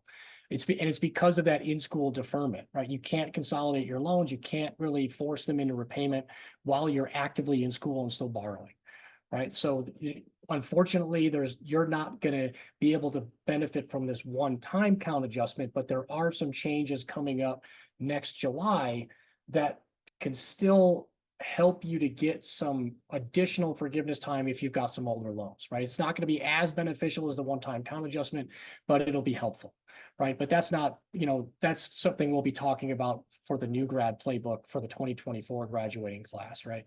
But here we have the consolidation application, right? So apply for a direct consolidation loan, apply now. If you're logged in, it's going to automatically pull all of your loans that it finds in the federal system into this application automatically, right? So it's, it wants you to confirm a lot of different information, and I've done a lot of that already, right? So, some of this stuff, it may make me, I don't really want to trigger this too much, see how far I can get. I wonder Right, if we can so just do the demo. yeah, so, but this is going to walk you through this, right? And here, see again, my loans are already consolidated, but it'll automatically pull these loans in, right? And you can not include some, and for some people, it makes sense to maybe consolidate some of your loans and not all of your loans. But in most cases, it's going to make sense for you to consolidate all of your loans. It's a lot easier to do a full consolidation than just to do a partial consolidation, right? So, but this will help you to step through it. And then you'll get to a point where it asks you which loan servicer do you want to choose? Choose MOHELA, right? They all suck, but MOHELA is the official monitor of public service loan forgiveness. So that should make using an income-driven plan easier going forward. But MOHELA has been having significant issues of their own, but again, they all are terrible, right? And you can't not deal with them. So we're always going to recommend the loan servicer who is the official monitor of public service loan forgiveness, just because that reduces the amount of time that your loans will end up moving. And theoretically, they should get better at it because they have to, because public service loan forgiveness requires these income-driven plans. Whether you're working towards public service loan forgiveness or not, they should have more experience with them. So hopefully they'll get better going forward, or they'll get fired like Fed Loan Servicing did, right? And there'll be a new loan servicer that uses that services public service loan forgiveness, and we'll recommend that one, right? So choose MOHELA if you're not using them already. If you're doing a partial consolidation loan, then choose the loan servicer that you already have, like the loans that you aren't consolidating, right? Because you don't want to have two loan servicers. You'd rather have one, right? So choose the loan servicer that corresponds to the loans that you're leaving out of the consolidation. But I don't know that I want to go any farther than this on this particular application unless I log out and do the demo. No, I think that's helpful. Just trying to get everybody that was asking some questions there pointed in the right direction, that you do want to consolidate those loans on studentaid.gov. Can you talk a little bit about the fact that when you're walking through that consolidation process, it's not taking your current time and repayment into account, and what that sort of looks like for those that are coming across that? Yeah, that's the part I wish I could show you, right? So that's more when you get to the end, right? It's going to show you your estimated payoff. And in most cases, that's going to be 20, 25, 30 years in the future, and it's just completely nonsensical, right? Unless you're literally a new grad that has no repayment time currently on any of your loans, that's the only person who that might make sense for, right? But for this one-time forgiveness kind of adjustment, almost all of you have some kind of repayment time already logged. So it's not accurately representing any of that yet, right? So don't worry about that. It's more important that you actually get the consolidation submitted, right? Choose whatever repayment plan is going to result in the lowest monthly payment for you, and then either wait to see that forgiveness letter or your account adjustment applied, right? Then we can worry about the nitty-gritty of the repayment plans after that if you still have some time to go until you reach forgiveness. A little off the topic, but an important question. If I consolidate, am I able to pay more than the minimum to pay off the loan faster? Yeah, you can always pay more than the minimum. Yeah, and for some of you, again, and that's, coming back to the example I used earlier where, what if I'm a 2005 graduate and I'm going to get 18 years of forgiveness credit, but I'm going to still end up paying my loans to zero before I hit forgiveness? Fine, right? You pick a plan that has a minimum payment and pay whatever is required to eliminate that balance, or you can pay what you were paying before, right? Which would essentially keep you on the same timeline. But you want your loans to at least be eligible to receive that forgiveness in case you can get it, right? And you'll be amazed. Like I've been amazed. Some of the people that we were doing forgiveness estimates for earlier in the year, I assumed they had another year or two before they would receive forgiveness, and they received forgiveness. Right. So they're being really, really generous with the forgiveness counts. Right. So get your forgiveness count. Right. If you don't consolidate and you've got those older wrong loan types, then you're not even going to be considered for it. Right. Cross that bridge of which repayment plan do I use if my loans didn't get forgiven at that time. Right. You can pay whatever you want, after you choose a particular plan. Right. So it's not going to be detrimental for you to consolidate and at least see what the count is.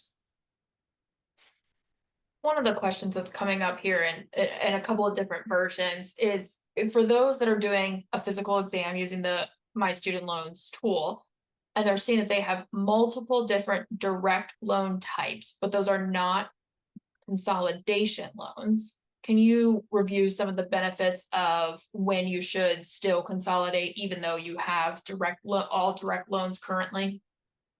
Yeah, so my apologies, I don't think I have a easily accessible version of that, but let's say, because this person has nearly all direct loans, or they have all direct loans remaining. 100%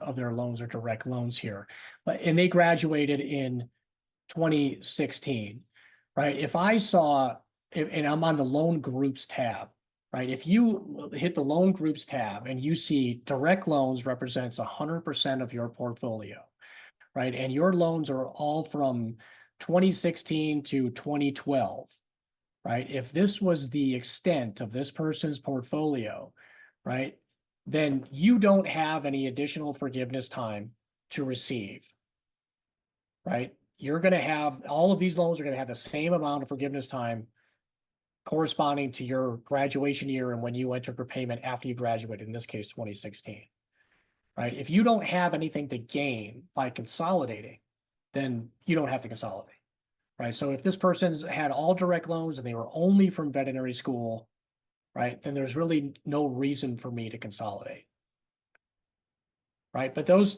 exist, right? And maybe we're a little bit biased because we've been kind of knee deep in the ones that are a little bit messier than that recently, right? But if you see something that deviates from that, then there's a really good chance that you can benefit from consolidation, right? So you've got loan types, there's a break in it, you had a gap between borrowing for before veterinary school and when you started veterinary school, right? Or maybe you were one of those people that had one of those programs after veterinary school and you took some loans out for those that are going to have different forgiveness clocks on them, right? If you have any kind of break from consistency or simplicity, right? You only borrow for veterinary school and they're all direct loans, then there's probably no reason for you to consolidate. Right, I did show you the one example. If you've already consolidated all of your loans and they're 100% in a direct consolidation loan and they represent all of your loans from past history, then you don't need to do anything before the end of the year. Right, but if your portfolio deviates from that in any way, then, you should be seriously considering that consolidation.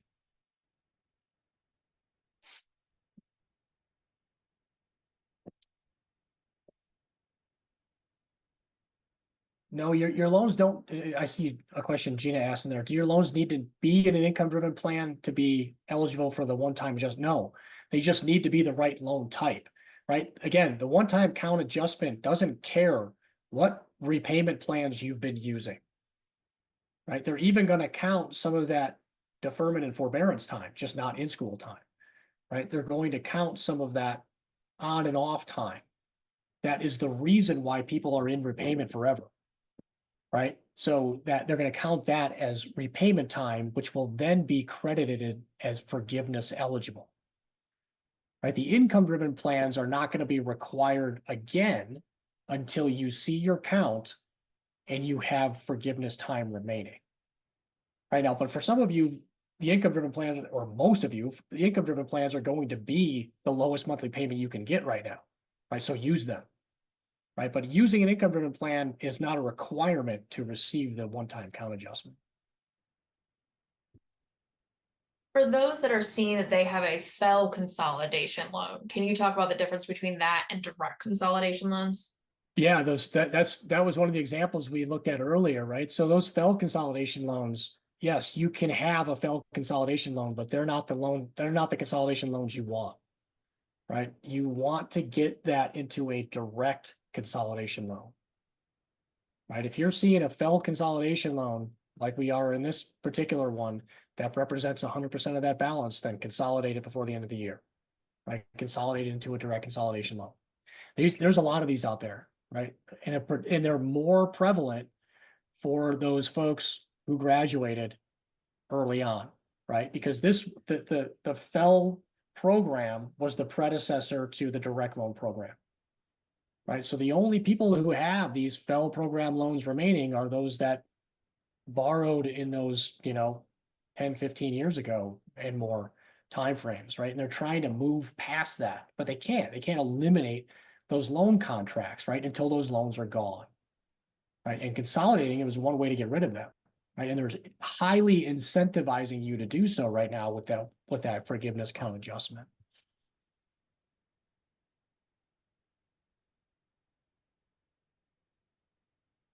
Well, any other questions on that one-time count adjustment? There's plenty. 1 second. Yeah. Yeah. Trying to find the most Yeah. popular ones here that we haven't already answered. Oh, can you this one have been upvoted quite a few times. What about Grad Plus loans? Can you just clarify that for everyone? Yeah, Grad Plus loans are a type of direct loan, right? So Grad Plus loans fill the gaps above the amounts that you need to borrow above the direct unsubsidized loans, right? So Grad Plus loans are a subtype of direct loans, right? But they can be consolidated into a consolidation loan, right? By themselves, they'll still receive a count adjustment, but if you have older loans, right, that could boost that forgiveness count, right? Or if you've got FFEL program loans or health profession student loans, other loans that you want to throw into that bucket with that Grad Plus loan into a consolidation before the end of the year would be the best time to do it. We've got one here that says, oh, I just lost it. Hang on 1 second. Okay. It's 2020 grad on pay, but have not made a payment yet. Loans have been consolidated. Life changes since graduation include marriage, they're filing separately, and started a family with the second baby due in February. Congrats. Working part-time with a 50 to 70K year income with $295,000 in student loan debt. Husband has no debt and makes about $100,000 a year. Is pay still the best option for me, or should I recertify with the SAVE plan? Yeah, no, that just based on the description there, that one screams SAVE to me.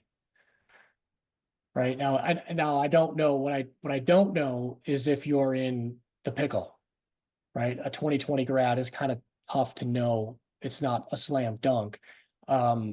If you only borrowed for veterinary school, then you're probably eligible for the new version of IBR, which makes saving or switching to SAVE a slam dunk, right? So first thing I would want to know is which plans are you eligible for, right? And that actually, I'm going to just kind of jump ahead because this is a great And you guys will all get a link to this Prezi as well as the recording.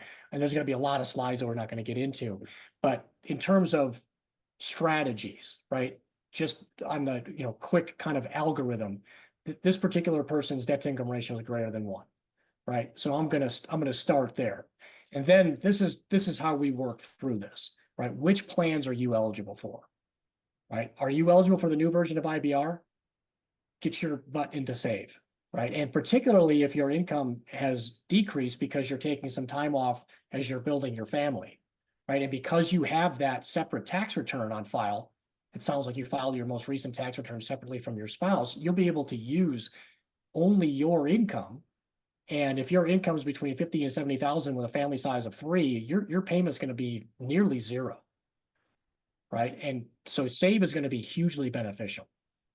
And if you're eligible for IBR, the new version of IBR, then, apply for it now, right? Apply for save now, right? Because you want to benefit from save, the unpaid interest subsidy. You still have the opportunity to get the 20-year forgiveness like you have with pay as you earn, but you'll have a lower payment and the government will cover your unpaid interest while you're in save, right? So there's a short-term component there. Get your butt into save, right? But if you're not eligible for the new version of IBR, that puts you into the pickle. Right? It's like, okay, well, you can use save, but then you might lose access to pay as you earn, which means you have to be content with paying your loans back longer to receive the benefits of save, right? The longer that your income remains lower, the more beneficial save is going to be for you anyway. But it has that, you have to be in repayment longer requirement. Right? So that's where it starts to get a little bit dicier, is when you're not eligible for the new version of IBR. But as a 2020 grad, you might be, right? But you'd have to upload your student aid data file and check the income-driven repayment eligibility tab to be sure. But these are things that we can work through at under a non-time crunch, right? Those are great things to post on the student debt message board, right? If we don't get you a response by the end of the year, it's not going to be a big deal, right? But those are the things that as the new year unfolds, we're going to be focusing on a lot more, right? Because again, everything has been kind of, driven by the one-time count adjustment and making sure that people don't miss out on that first, right? But that's kind of how, just based on what you described there, I'd be working through that. Right? If you can use save and there's a no-brainer reason for you to use save right now, which would be I'm eligible for IBR 2014, it's going to make sense for me to switch from pay to save as soon as I can. There won't be any unpaid interest capitalization when you switch from pay to save, right? And you'll be able to get a lower or almost 0 monthly payment based on what you described there for the next 12 months, which gives you some time to kind of, think about that whole pickle situation if you're not eligible for the new version of IBR. Would you be able to bounce back to the My Student Loans tool and show us a couple of things? I think you had a file that showed a direct consolidation loan that was broken into a subsidized and unsubsidized portion. Mm-hmm. There was a question here about seeing that, and do you need to consolidate them into one loan? I was hoping we could show that. You don't. So let's see. Where is that one? When your loans are fully consolidated, and you have subsidized versus unsubsidized loans, that's what they look like, right? They break them up. Let me see. I might be able to just upload it again in here.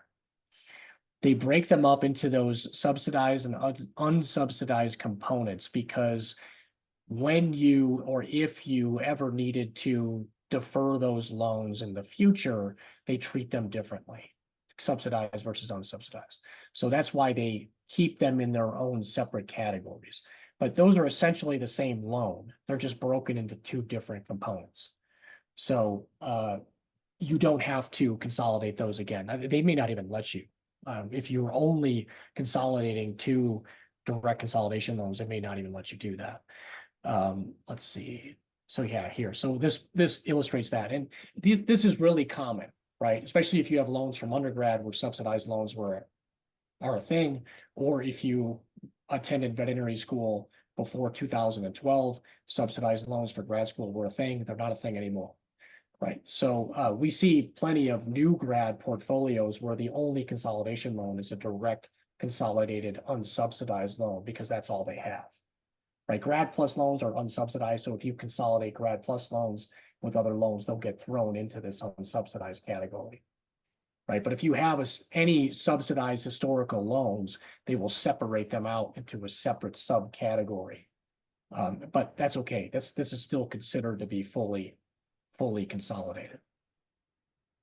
Then can you pop over to the IDR eligibility tab? There's a question here about I'm currently in old IBR, not eligible for new. If I switch to save, will I ever be eligible for the new IBR in the future? Could you just talk about No, that? there's that's a static thing, right? And this applies to students as well, right? So what you're eligible for doesn't change over time, right? Unless they create a new plan that maybe you could be eligible for. But under the current suite of available income-driven plans, you're either eligible for the new version of IBR over here or the old, right? It can't be both and it can't switch. There's nothing you can do to make that switch, right? They would actually have to change the law or create some new plan that would allow somebody to switch from a plan like this that looks like a plan like this, but that doesn't exist, right? So if you aren't eligible for the new version of IBR, then you won't be, right? So but if you are eligible, like this person again is in the pickle, right? If they can probably benefit from save, because one of the other things that that we know from running simulations is that if your debt to income ratio starts at 3 or higher, save is going to be better than pay, right? Even though you're going to be in repayment longer, right? And sometimes when you run simulations, you're going to see, let me see if I can find my simulation tab. Sorry, this is what happens with these. I don't know where that went. Oh, this is it. When you run simulations, you will sometimes see that save will have a lower projected cost than pay, right? Commonly, that happens when your debt to income ratio is higher, which is why I said earlier, if you anticipate your income being lower for longer, right? So in the example that you read out, the question of the person who is working part-time as they're building their family, the longer that persists, the more that's going to favor save, right? There were people that had some questions about how disability and things like that pay into that. That's a lower income for longer scenario, right? Highly favors save. Right. Other areas where save is really, really helpful: internships, residencies, PhDs, advanced training where your income is lower for longer, right? Those are going to highly favor a plan like save. There's a couple of questions here related to the Save to IBR 2014 strategy. Could you just review why that idea might work of switching out of Save before 60 payments, 5 years worth, or 60 monthly payments, 5 years of payments? Yeah, when you run these simulations, so let's say you'll often notice, right? You're kind of like, oh, I'd really love to use save, right? But I see that save is actually a higher projected cost than the new version of IBR, right? In this case, this plays out like this, right? But we know that this person actually isn't eligible, but let's pretend they are, right? So there's a $60,000 difference here. And it's like, oh, well, I'd really like the unpaid interest subsidy for save. But I'd really like the lower total cost here, and I can hit forgiveness 5 years sooner, right? You can have the best of both worlds if you're eligible for the new version of IBR, right? You can get the unpaid interest subsidy and a lower payment for at least 5 years, and then switch over to the new version of IBR if you're still projected to reach forgiveness, and it still makes sense for you to, that this new version of IBR is going to be lower than save, right? I can't tell you exactly what that projected total cost will look like, but I know that if I did that, if I use save for 5 years and switch to the new version of IBR, it'll be less than this, right? So it'll be even more beneficial than what the simulator is showing for the new version of IBR. And that's on our plate. You know, in 2024, we're hoping to have a version of the simulator that will show you what a switch from save to IBR would look like from a cost standpoint, right? But right now, you just have to trust me, but it will be less than what the simulator shows for IBR 2014, right? Because you're going to pay less, you're not going to have the interest accrue, and then you're going to hit forgiveness sooner, which is why that can make sense, right? It's not always going to make sense, right? But it's nice to have that option. And it kind of lets you kick the can down the road for a little while so you can see your circumstances unfold. And it might make sense for you to switch at that time, or you'll stick with save. The kicker there, which will be, you know, the next jar of pickles, right? If you miss the 5-year window, you won't have that option of switching, right? So kind of like the people who are in the pickle now with pay, right? They have to choose it before July 1st of 2024, or they lose it, right? 5 years down the road, if you pass that 60-month threshold, then you lose that option to switch to the new version of IBR, even if you're eligible for it.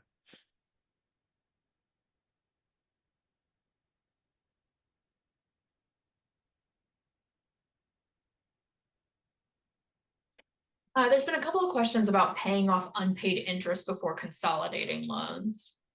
Yeah, don't do it. Don't do it. Yeah, not worth it, right? If you're consolidating, think of it this way. If you're consolidating because you want to boost your forgiveness time, right? You want to boost your forgiveness time because there's a chance that you might reach forgiveness.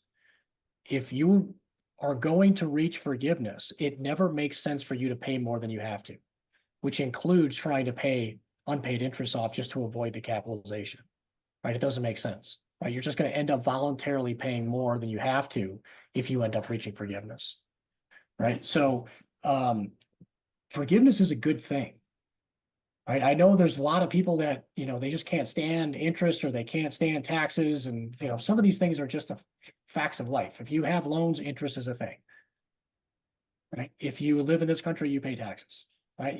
We want to minimize those things to the extent that we can, right? And here's the secret to U.S. student loan repayment. If you're going to reach forgiveness, pay as little as the rules and your income require and push as much of it as you can to the forgiveness. You'll pay the least amount that you absolutely have to. Even if the tax is bigger, it'll be a lower total cost overall. The tax is what provides the discount, right? Because the tax rates are not 100%, right? And the tax rates right now for student loan forgiveness between 2021 and 2025 are zero, right? There are no taxes, right? You know, I hope we see that extended, right? I can't plan for that, right? But I can hope for that. And now we have a model for it, right? So it'll depend on what Congress does beyond 2025 if they continue to exempt student loan forgiveness. But that's a possibility. The door has been cracked open. And there's lots of people that are already assuming that's going to be the case. I am not one of those, right? I want to see that happen before I use that in my planning. Right? And the people that are going to receive forgiveness between 2021 and 2025, they can plan accordingly, right? They're not going to have a federal income tax on any loan that is canceled in that time frame. Beyond that, you know, we have to assume that we might have to pay a tax. But even if we do pay a tax, again, we don't tax people 100% in this country, right? So, you know, we have to monitor and see what tax rates do. They could go up in the future, but they could also go down. They could stay the same, right? But even, you know, if you do a historical look back of taxes, right, they don't change that much, right? They go up a little bit, they go down a little bit, they go up a little bit, but they're generally in that 30 to 40% range, right? And, you know, which means you're going to get a 60 to 70% discount on whatever's forgiven, right? So don't pay off that. I mean, essentially that's what that means, right? If you pay off that unpaid interest before you consolidate and you hit forgiveness, right? You basically wasted 60 or 70 cents of every dollar you paid towards that unpaid interest, right? There's better things you can do with your money.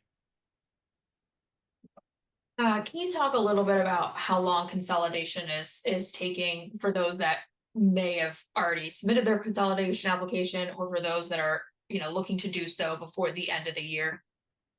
Yeah, so I've been seeing it's 30 to 90 days is kind of the window that the loan servicers and Department of Education has been quoting. I did see somebody, I think, submitted a concern that they submitted a consolidation in September and they haven't heard anything. That's too long. Right. So Yeah. you shouldn't hear nothing in that amount of time. That's where I would be, calling, the Federal Student Loan Ombudsman, or my loan servicer and looking in the studentaid.gov portal to see if that activity, if it registered, maybe somehow it didn't get submitted.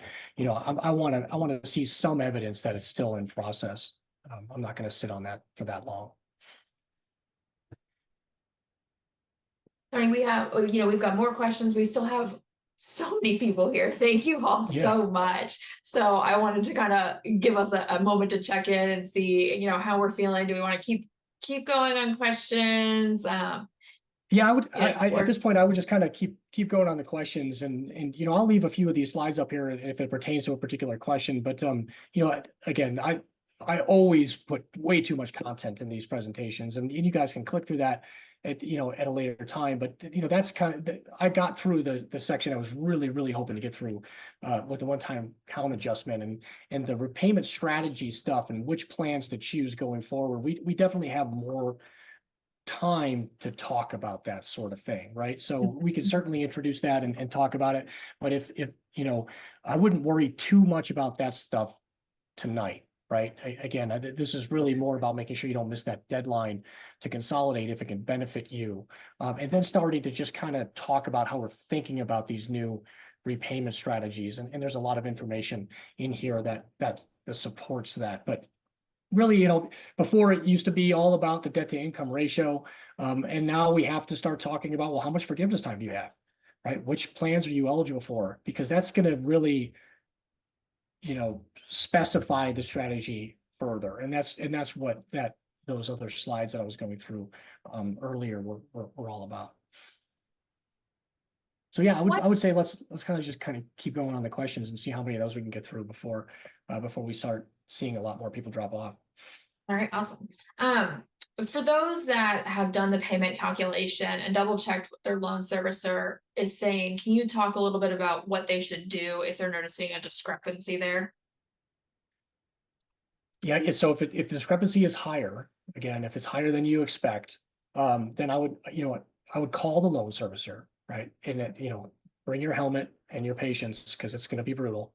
I generally don't waste a lot of time with the frontline folks. They're going to collect your name, your information, what are you calling about? They're probably going to tell you something that doesn't make a lot of sense, and then I'm going to ask for a supervisor, right? Because the frontline folks I have found just don't know anything when it comes to your student loans, right? And in fact, they often tell you something that's completely wrong, right? So the supervisors, though, do seem to have a little bit more information handy, right? So if you can get to a supervisor, that's usually preferred.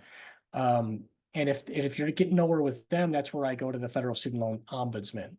So they're kind of the official referee that are there to help handle disputes between you and your loan servicer. But if you're coming up empty with your loan servicer, then I'm going to go to the Federal Student Loan Ombudsman. I type that in a lot, right? So it's in the studentaid.gov universe. But there's a phone number you can call. You can email them. I really wouldn't rely on email. I would call them. But the ombudsmen are kind of the folks that are there, and they may even just give you a different phone number for your loan servicer that gets you to a department of folks who know more than the people that you generally get when you just call your loan servicer. The way that I actually resolved mine was I kept using the studentaid.gov application, right? I kept going through the application until it showed me the number I was expecting, right? I have no idea why it was showing me different numbers. I have theories. I think when you're married and how you file your taxes And when you file your most recent tax return, and if your spouse has student debt, like my spouse has student debt, that can often, sometimes those things just don't link up, right? And there's a lot of pieces of information that have to come together in order for your payment to get calculated correctly, right? And sometimes they're just not syncing up, right? And I finally got to a point that it synced up and it showed me what I was expecting, and I submitted it, right? And after I submitted it, I called my loan servicer. I asked for a forbearance while they updated that paperwork, and my payment started a couple months later at the level that I was expecting, right? So that's kind of how I would approach resolving things, right? And I saw there was a lot too in the registration submissions, people that were concerned that their loan servicers had put them in a forbearance. And that's okay, right? Because there's a lot of errors that are happening. And if yours is one of the errors that they're working through, that should get ironed out when the count adjustment is applied, right? It's those types of things, those forbearances like that, that are not supposed to derail you from reaching forgiveness, right? So that count adjustment will help to clean up some of that stuff too. There was a question here about, do you automatically get the one-time adjustment even without consolidation, or do you have to consolidate to get that adjustment?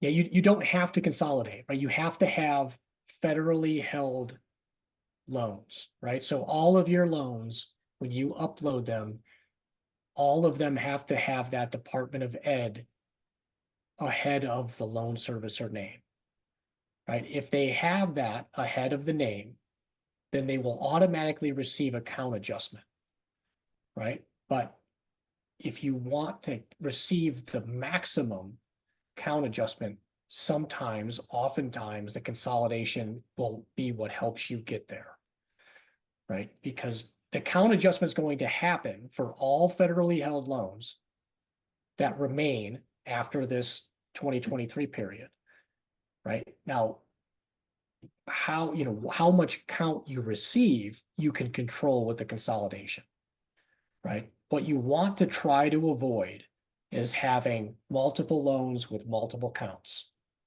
right? And that's what the consolidation will prevent, right? It will make sure that that new consolidation loan has the maximum count adjustment possible.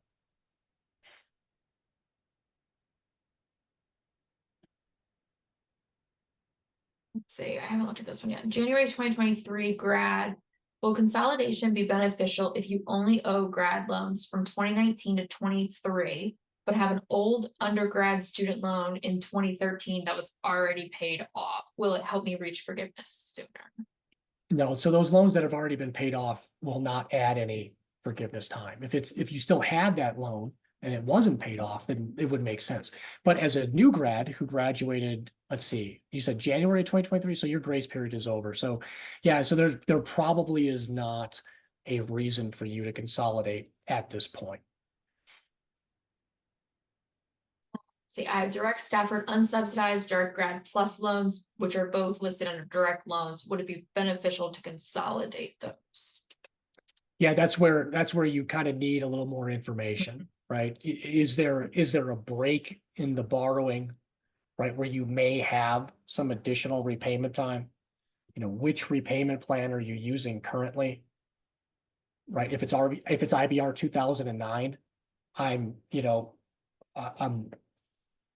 I guess I'm more liberal about consolidating them again for the capitalization reasons we talked about, right? If all of my remaining loans are direct loans and they're in IBR 2009 and I'm not sure if I have additional repayment time or not, I might consolidate them anyway, just because, again, when I get my loans out of IBR into save or I consolidate, my unpaid interest is, if I have any, is going to capitalize, right? So I'm going to roll the dice and hope I get added forgiveness time rather than just switch. Worried that if I switch to an income-driven repayment plan, that my payments will go up. Are they calculated off my income alone or both my spouse and I's income? We do file taxes jointly.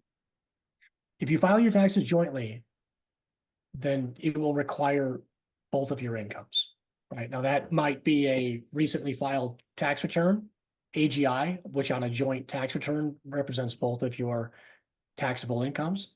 or it could be other income information, right? So pay stubs or W-2s or something that's more recent that you can use for your income documentation.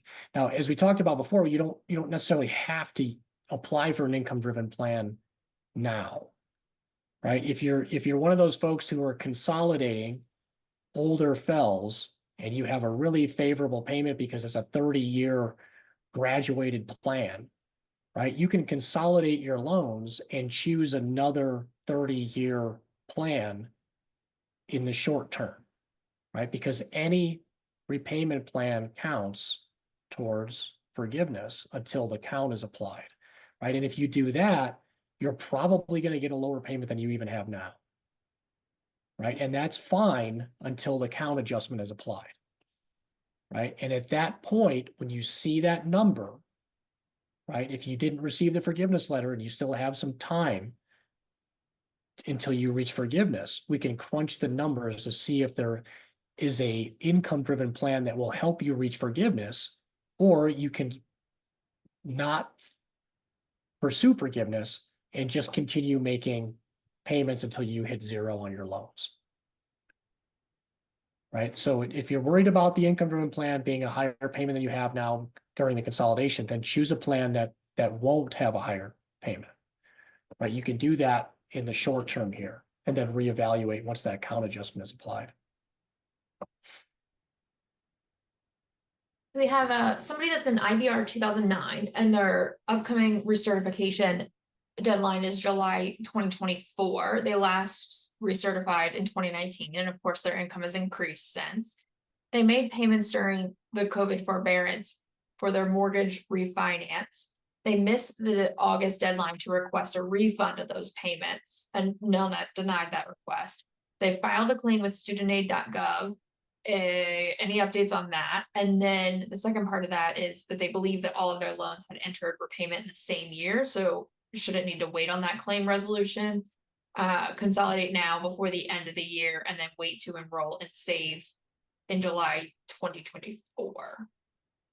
Yeah, there's a lot going on in that one, but I think I track it, and it sounds, if you're quite confident that you don't have any forgiveness time to gain, and you have that pending refund request, which chances are you're not going to get that refund, right? But you may, right? Is a long shot, but probably not, right? But if you are reasonably confident that you don't have any forgiveness time to gain, and you have a really low monthly payment now for almost another year, then don't consolidate, right? That's a great example of good physical exam of your student loans and making an informed decision, right? What it sounds like from what you conveyed here, that you don't need to consolidate. Your loans are all going to receive the same amount of forgiveness count adjustment when the count is applied, and you can really benefit from keeping that low IBR payment until your next due to renew, at which point you'll then switch to save. Right, your unpaid interest will capitalize at that time, and you'll have a higher amount of unpaid interest than you have now, right? But that's okay, right? The save is going to essentially render that capitalization financially irrelevant, right? So that makes perfect sense. So that's a great example of not having to do anything before the end of the year, leaving your loans as is, and then switching because you have a very beneficial low current income-driven plan payment. What about for those that are using save, or I'm sorry, they're currently using pay? They have an unpaid interest balance and switch to save. Will that current unpaid interest balance go away? How does that work? Nope, it'll just stay there. It'll stay as an unpaid interest balance, right? So if you'll switch from pay to save, and the unpaid interest balance will stay as unpaid interest, and then you won't see that unpaid interest balance grow going forward.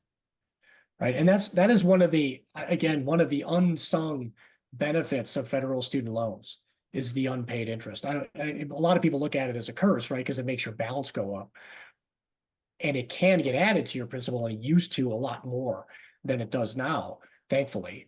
Right. But you don't get charged additional interest on unpaid interest. Right. That really doesn't exist anywhere else in the US financial system. Right. So that unpaid interest, if you can keep it in that unpaid interest bucket will not cost you another dime going forward. Right? That's really beneficial. So yeah, that's how they'll account for it, right? So if you switch from pay to save, if you have an unpaid interest balance, it will stay as an unpaid interest balance. Right, and it just won't get added to because save has that 100% unpaid interest subsidy. I don't know if you saw Jennifer's update there in the chat, but for the refund request, student aid just granted theirs. I submitted the request back in August. After now that denied it, the money will come at some point. They said it's taken a while, just like the refund request. Wow, that's great. That's great to hear. And I think that may, I don't know when you originally, so you submitted it back in August, and I mean, if you didn't submit that request like Jennifer reported, August, or you just probably before September, you're likely not going to get a refund at this point. And I wouldn't, because we're 2 weeks from the end of the year, right? If you were sitting on a refund request before you consolidated, right, you may have to abandon that, right? Consolidation is going to be way more important than that refund at this point, if you have forgiveness time to gain, or you have those loan types to convert. Don't sit too long on that refund request, because again, that one-time count adjustment time frame is more important than that. Yeah, that was a little sneaky, the way that they just kind of cut off the refund request towards the end. I mean, we knew it was going to probably end with the end of the forbearance benefits, but they were really tight-lipped about that, and that was pretty rotten. So, that's, yeah, Shame on but them. it's good. Yeah, it's good to hear that. It's good to hear that somebody was able to navigate successfully that complaint process. Yeah, that's something that Tony and I have been kind of wondering how that's been going. So thanks, Jennifer, for providing that update. When you move forward with consolidation and they ask which loans you want to include, is there any reason you wouldn't want to include them all? Yes. Let's say, so I've been doing these a lot recently on the boards, right? So people that have very high unpaid interest balances, that have their loans, their direct loans in pay, and their FEL program loans are in IBR. And it's going to make sense for them to keep their loans in pay going forward, because they're not eligible for the new version of IBR, and they're going to benefit from 20-year forgiveness. Because pay and IBR, the old IBR, are different forgiveness timeframes, right? It would be really helpful to get those FEL loans out of IBR and into pay, so you can consolidate just those. Right, so it's a partial consolidation. So I'm consolidating only the remaining FELs. I'm leaving my direct loans out of it, so I can get those FELs to be on the same timeline as my pay-as-you-earn loans, so they're forgiven under the 20-year plan, but I'm not capitalizing my interest, right? Because capitalization will penalize you in pay-as-you-earn, right? Because there's not the 100% unpaid interest subsidy. Right, so the higher your principal, the more unpaid interest balance you're going to accrue, the more you're going to have forgiven. Right, so there are instances where it makes sense to do a partial consolidation. That's probably the most common, right? So there's a lot of people where, they're eligible for pay. They didn't consolidate their loans around graduation, and they couldn't after, because then it would, reset their clock. But now that clock resetting has gone away, so they can get those FEL program loans into that pay-as-you-earn plan and still preserve the same amount of forgiveness time. So that can be helpful, but it's messy. Partial consolidation loans are messy. So the application gets even weirder when you just consolidate a part of your student loans when it comes to applying for a plan. So the goal is to just get past the consolidation, so they consolidate the loans and then figure out the repayment plan part later. If we have loans from undergrad under a parent's name, will consolidation be based off parents' income, my income, or both? Yeah, so if your loans are in your parent's name, then they're not in your file, right? They're in your parents' file, and your parents will have a file, right? And those are Parent Plus loans. right? And those can only be paid under ICR, right? Income Contingent Repayment Plan, which is a different plan and not very beneficial. The Parent Plus loans are unfortunately kind of the, I don't know if it's PC to say redheaded stepchild anymore, but they, for whatever reason, they get left out of all the improvements and updates, and I don't know why. Parent Plus loans are a completely different ballgame, right? So, if your parents want to pursue a consolidation, they can be paid under ICR, and yes, that payment would be based on their income and tax filing status.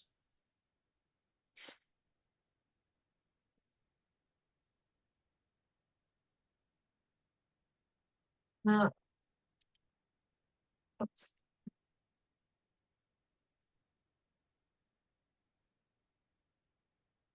Yeah, I see another question about in here. What is the difference between new IBR versus ICR? Yeah, those are not the same, right? New IBR is very similar to pay as you earn. You'll actually see. So ICR, we have never added to the suite of tools here. I briefly flirted with adding ICR to the loan repayment simulator until we knew all the details on save. But ICR is almost never a good option. Right? There are there's a few zebras out there where ICR can work. Parent Plus loans are one of them. And then for some of you that are, of the 1999, 2000 graduating class and have a couple of years to make payments to reach forgiveness, ICR might make sense for you. It depends on your specifics. But those are the only instances where ICR ever makes sense. Right. In the rest of the universe, save or pay or the new version of IBR is going to be light years better than ICR. Got a couple questions here about it, or a couple likes here on this one. Is there anyone that benefits from staying in pay, even if they are eligible for new IBR and save? Oh, that's a great one. Yeah, the answer to that one is no. Yeah, that's a great question. So if you are eligible for the new version of IBR and you're using pay, get thee into save. Right now, you may want to wait, right? Like if you have a really low pay as you earn payment and you don't have to renew for another year or something, and then you can wait, right? But you're going to eventually want to get out of pay, right? And into save to use the benefits of save for at least that 5-year period, and then potentially switch over to the new version of IBR. There's no reason that I can think of where you would want to stay with pay in that scenario. I had a period where I didn't realize that overpaying on individual loans advanced my payment due date without counting towards forgiveness and got booted out of pay. Corrected it at the anniversary date, now back in pay, but given that history, should I consolidate my loan to prevent weird counts? All of my loans are direct, some subsidized, some unsubsidized, all from vet school.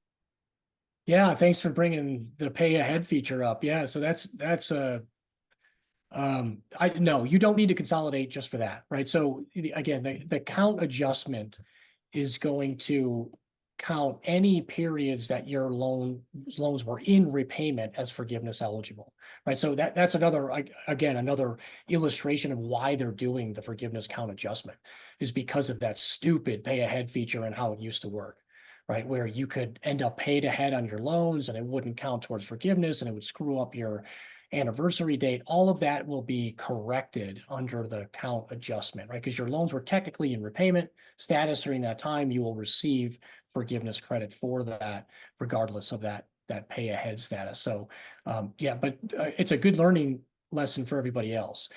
One, again, there's really never a good reason to pay more than the minimum in an income driven plan, right? But if you do, or in certain cases, you're forced to, like if your employer is making payments towards your student loans, and you don't have an option for them not to do that, you have to make sure you turn that pay ahead feature off.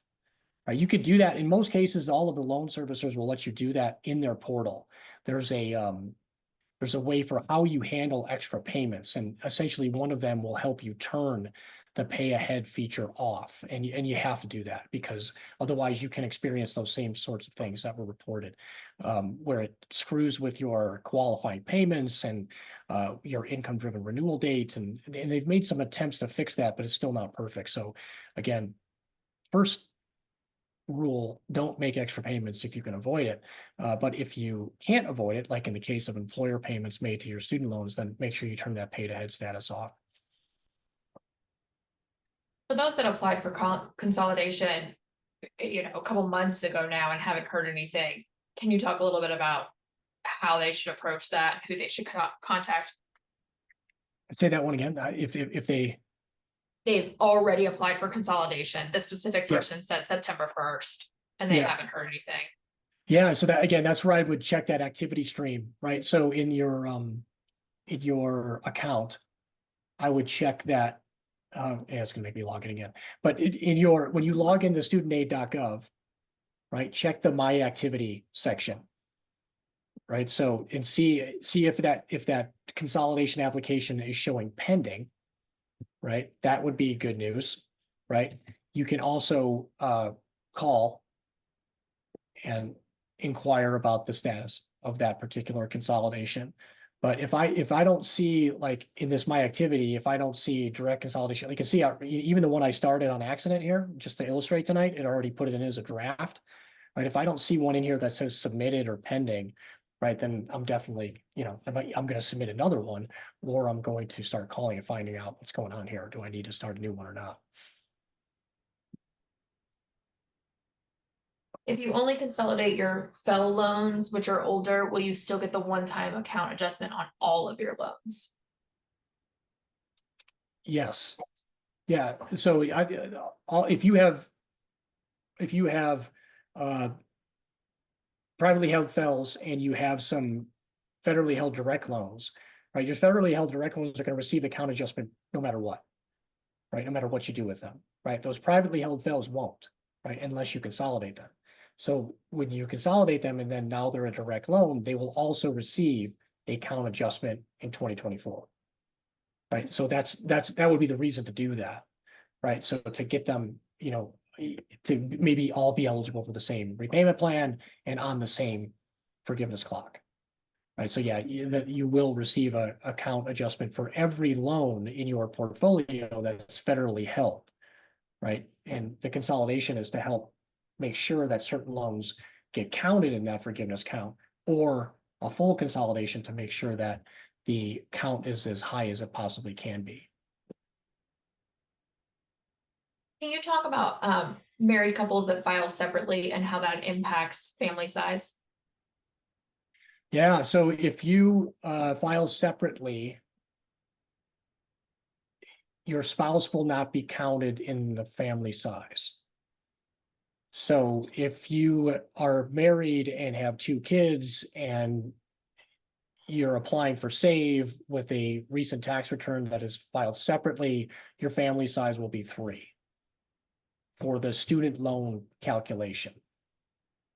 Right, so the student loan calculation and family size is different than, say, your, tax return dependents and family size, right? Those are 2 separate things.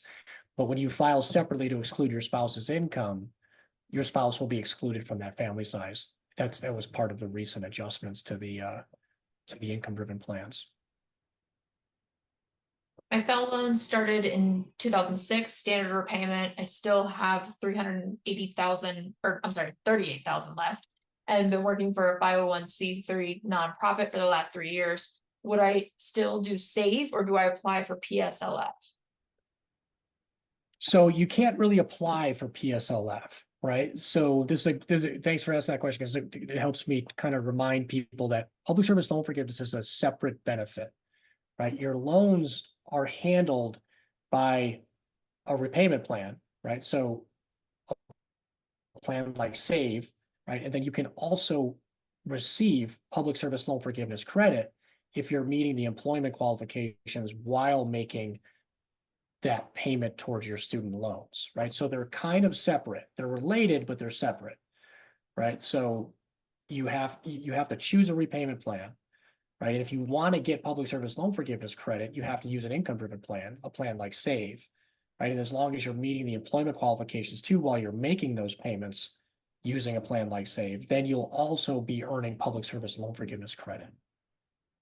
Right now, if you graduate in 2006, right? And you get the forgiveness count adjustment, you're going to get 17 years-ish of forgiveness qualifying time, which leaves you 8 years away from hitting forgiveness at the 25-year clock, right? If you've got 3 years of public service loan forgiveness credit, you're 7 years away from receiving public service loan forgiveness. So you're right on the cusp there, right? So you've got 2 clocks ticking at any given time when you're working towards public service loan forgiveness.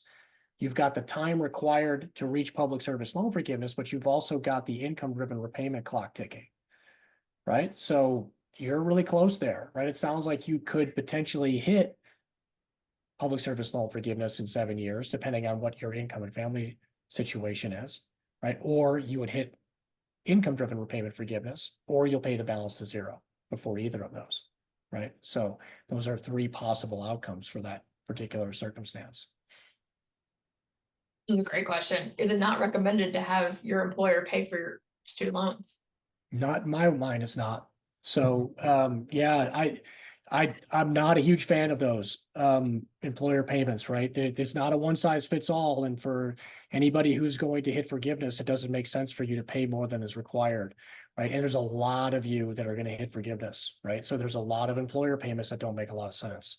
So, and unfortunately, those plans are kind of designed just like a 401k, where it's not where they can like give it to one person and not give it to another, right? So it's not a very good tool to help people actually gain ground on their student loans, right? So, but unfortunately, you don't often get a lot of say in that. But if there's any employer out there that would be open to possibly offering you some other kind of benefit, in lieu of the student loan payment contribution, I would advocate for that.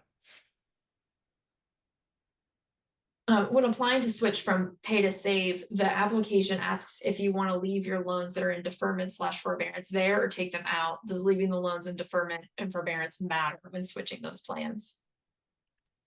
Say that one more time. When applying to switch from pay to save, the application asks if you want to leave your loans that are in deferment or forbearance there or take them out of that deferment forbearance. Does that matter? I guess it kind of makes me wonder if any of your loans are in a deferment or forbearance status. I don't know if that's general language that they ask everybody, or if they are detecting that one or more of your loans are actually in a deferment or forbearance status, and if so, why? Right, so it just makes me wonder. Now, if there isn't a reason for your loans to be in a deferment or forbearance status, then you can say, yes, take them out of that deferment or forbearance status.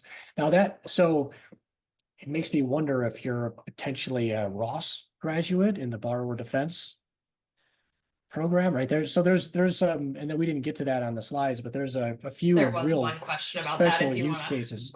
Yeah, so the Rossies have this through a settlement of through the borrower defense claims, those that pursued that can have their loans in a forbearance status while that settlement plays out.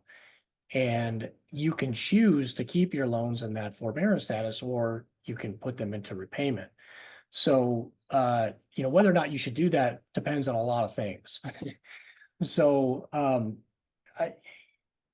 it depends on how confident you are of that settlement resulting in your loans being discharged, but you may want to keep those loans in the forbearance status if that's the case, versus putting them in repayment, unless you have a very low payment on your student loans otherwise, right? If you were to use a plan like Save and your payment was almost nothing, then it might make more sense to put your loans into Save, because it would prevent the interest from growing if your loans weren't discharged under that borrower defense settlement, right? So that's a really, and if some of you don't have any idea what we're talking about, and you didn't graduate from Ross, or you didn't apply for the borrower defense claim, then none of that applies to you, right? That is a situation that is unique to Ross graduates only, and only those that have actually applied for that borrower defense claim. So there is a kind of a decision as to whether or not you should keep those loans in forbearance or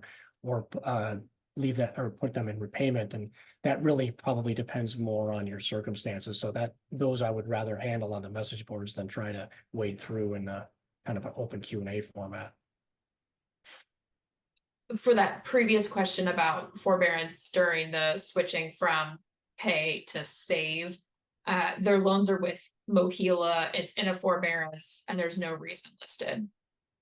Okay, and that could be so Mohila has they just had the kind of an overall system meltdown. If if you follow the news on this stuff, and they put a lot of people's loans into forbearance, right, as they kind of work through their issues, right? So you can choose to have the loans taken out of the forbearance. I don't know if they'll do that or not, right, until they get their system kind of corrected, if you will, right? So, but don't let that stop you from switching, right? If it makes sense for you to switch and you can get a lower payment on a plan that you're switching to now, submit the application, right? It just may take them some time to process it, even if you select to have the forbearance ended, right? Because again, for whatever reason, Mohila had kind of a significant meltdown when it came to applying a lot of these changes, and they're working through trying to get that corrected. I have 2 adult kids still living with me and I pay 90% of their expenses. We were told we couldn't claim them on our taxes, but noticed there was a spot for adult dependents in the calculator. Can they be added? Absolutely. Absolutely. Anybody that's living in your elderly dependents, kids that you're providing at least half of their support can be counted in your student loan family size. What about for anyone that took time off during vet school? I've seen a question or two here about I took a year off in between second and third year. How does that play into, especially like the one-time forgiveness count adjustment and some of the things we've been discussing tonight? It depends on if those loans actually entered repayment, right? So, of all of the cases that I've seen on the message boards where people had, took a year off or so during vet school, for whatever reason, their loans still kind of stayed in an in-school deferment, right? I didn't see any evidence of repayment in a lot of those files. That doesn't mean that it didn't trigger repayment for you, but it's not a slam dunk, right? So it really depends on what the status of those loans were. Technically, after you're not enrolled in a program for at least 6 months, your loans enter repayment, right? But there might be some way of keeping those loans in a in-school deferment status if it's kind of like a known time off, right? If they know you're coming back a year later, they may just keep them in an in-school deferment. I'm not really sure. So, but it really depends on whether or not your loans officially entered repayment. If they did, then you would have extra payment time. If they didn't, then you would not. A little bit about the anyone that has income that's highly variable, relief work or something like that, and how they should go about documenting their income and how that plays into some of the decisions that we've talked about.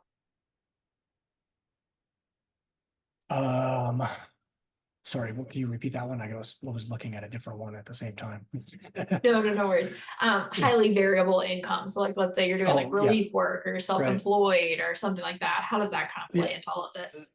Yeah, so that all usually washes out when you file your taxes, right? So when you file your taxes, all your taxable income is going to flow through your tax return and hit the adjusted gross income line item.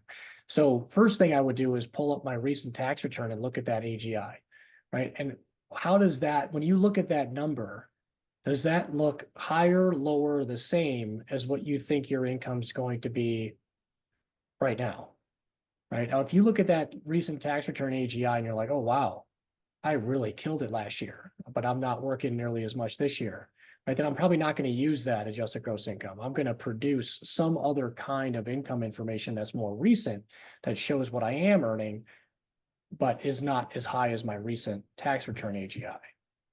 Right now, if the opposite is true, I look at that recent tax return AGI and you're like, oh, wow, I'm doing a lot more work this year and I'm earning a lot more money. Well, I'm going to use that last tax return, right? Because they'll take that last tax return and that higher income will show up on my next tax return, which I might choose to use when I renew another 12 months from now, right? So you have two options. You can always use a tax return, right? As long as it's not an overrepresentation of what your current income is, I would recommend using that recent tax return because it's the easiest way to apply. But if your current income is less than that recently filed tax return, then you're going to want to produce something else, right? So either pay stubs or, we're towards the end of the year, maybe a W-2 or something else that shows what you're earning income wise that you can use to document your income for that income driven repayment plan. And when you use income other than the tax return, it can't be more than 90 days old. Right? So, if you're paid on production and you had a particularly,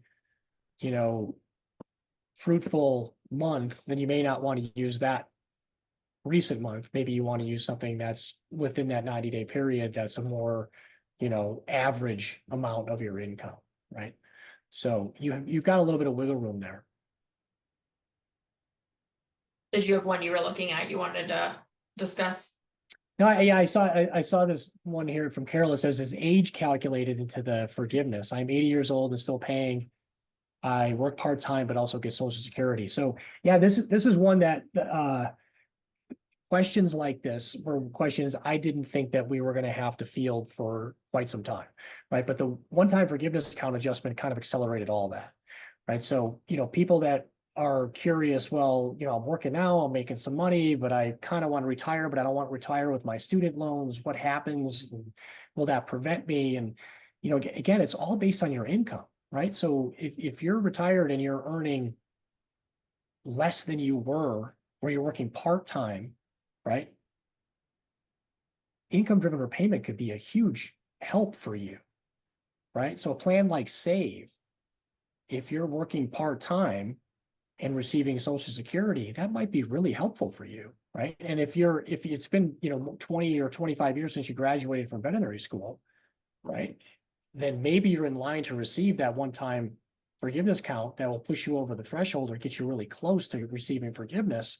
Then you can use a plan like Save to satisfy the payments necessary that will be based on your either part-time or Social Security income. In your case, it may even make sense to, if the part-time work is not hugely consistent, right? You may just use your Social Security income as the income documentation for your income-driven plan until you reach forgiveness, right? So, I get that a lot of people would prefer to be done with their student loans when they're retired or as they approach retirement, but that may actually make forgiveness a more compelling strategy for you when you do retire and maybe your income is less than it was when you were practicing as a veterinarian, right? It may make forgiveness a more beneficial play for you as you're entering retirement, right? So, it's an interesting dynamic to see play out, right? But that's where your specifics of your circumstance are really helpful to know, and those are good things to visit and discuss over on the VIN Foundation and VIN Student Debt Message Board areas.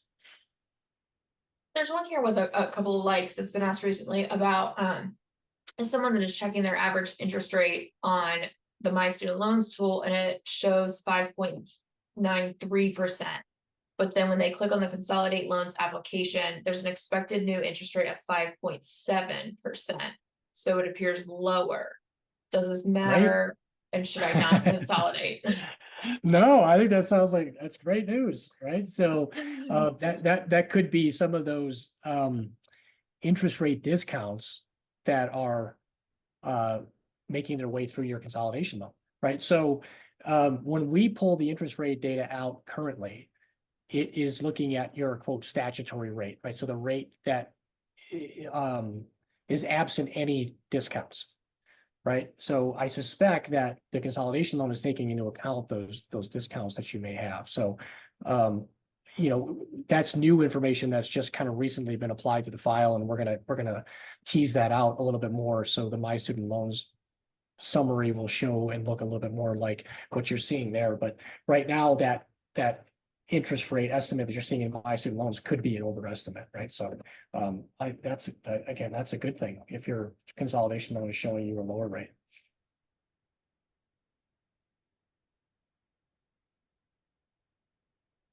Honestly, I think most of these here we've either hit or there's some that are just repeats.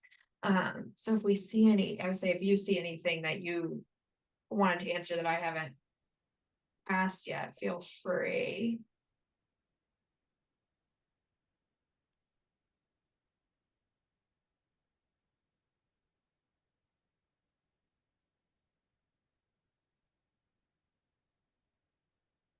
I question about save. If a low $80 save payment doesn't cover interest, will your loan balance increase? And it will not, right? That's the benefit of save, and particularly when you have those really low payments or payments that are below your monthly interest accruals. The Department of Education covers 100% of the interest that your payment does not cover.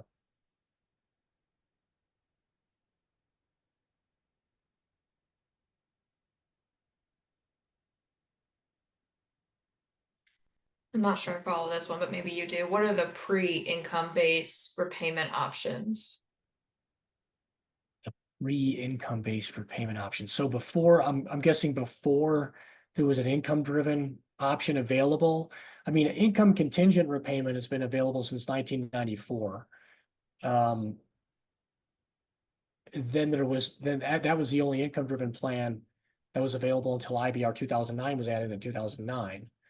Right. So, and I guess before that, and even during that, we also have the standard, extended, and graduated repayment plans. So those are all time-driven repayment options, though.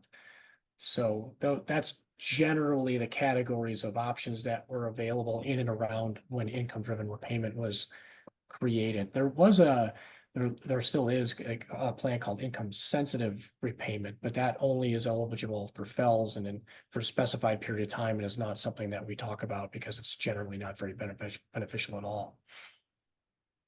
They said, are those options now if you make over $300,000?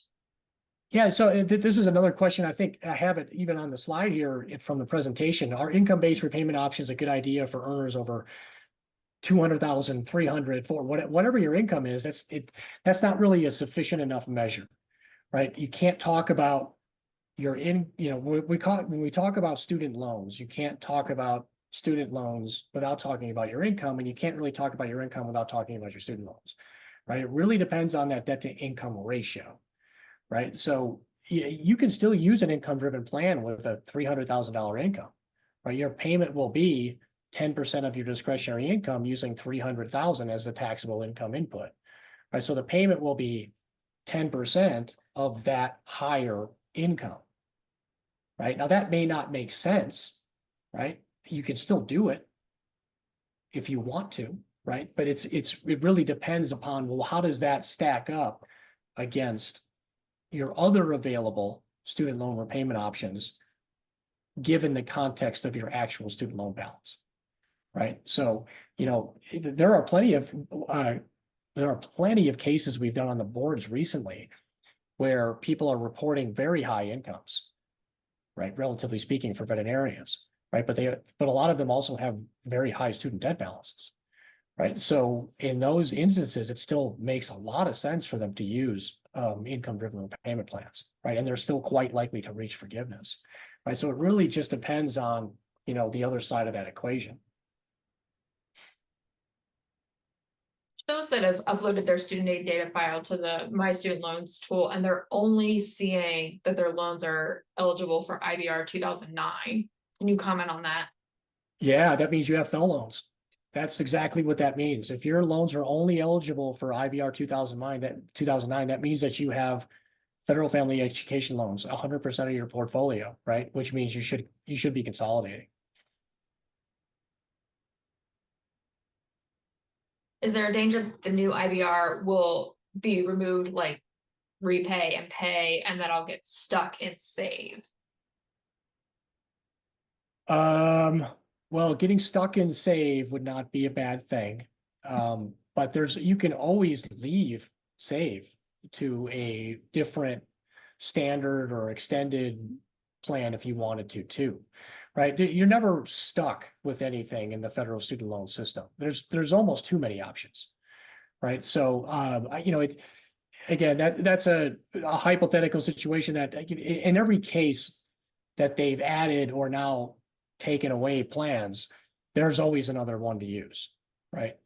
So it's really hard to envision a scenario where there's some dead end in the student loan repayment system, right? So, there's no evidence of that, right? Is it impossible? No, but there's no evidence of it, right? So it's really hard to comment on something like that, right? So chances are, yeah, we're going to see changes. We've seen nothing but changes, right? There will be continued changes, right? It's a matter of what those changes allow you to do, right? So there's always another plan that you can choose, whether it's an income-driven plan or a non-income-driven plan, right? So I wouldn't worry about that aspect. And in almost every case, when they do make changes, there's a more beneficial option to choose, right? In this case, it's save, right? Most likely, if they were to make some updates in the future, there'll be some maybe new version of this that will either be more beneficial for you or not.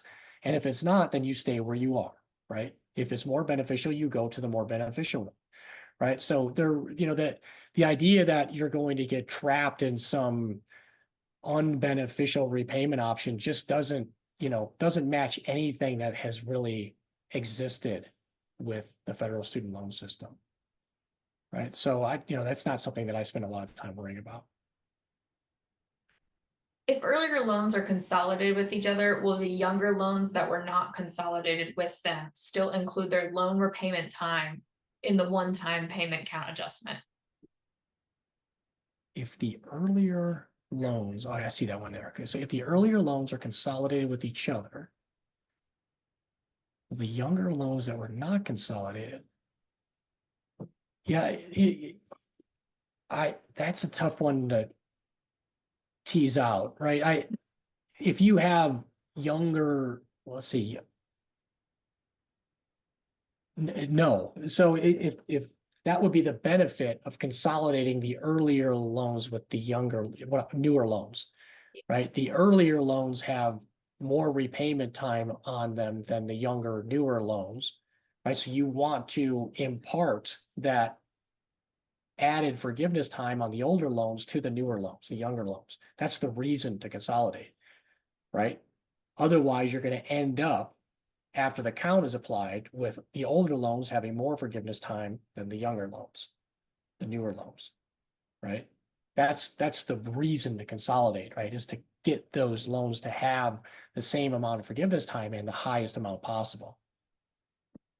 There's no scenario where you're going to get less forgiveness time, right?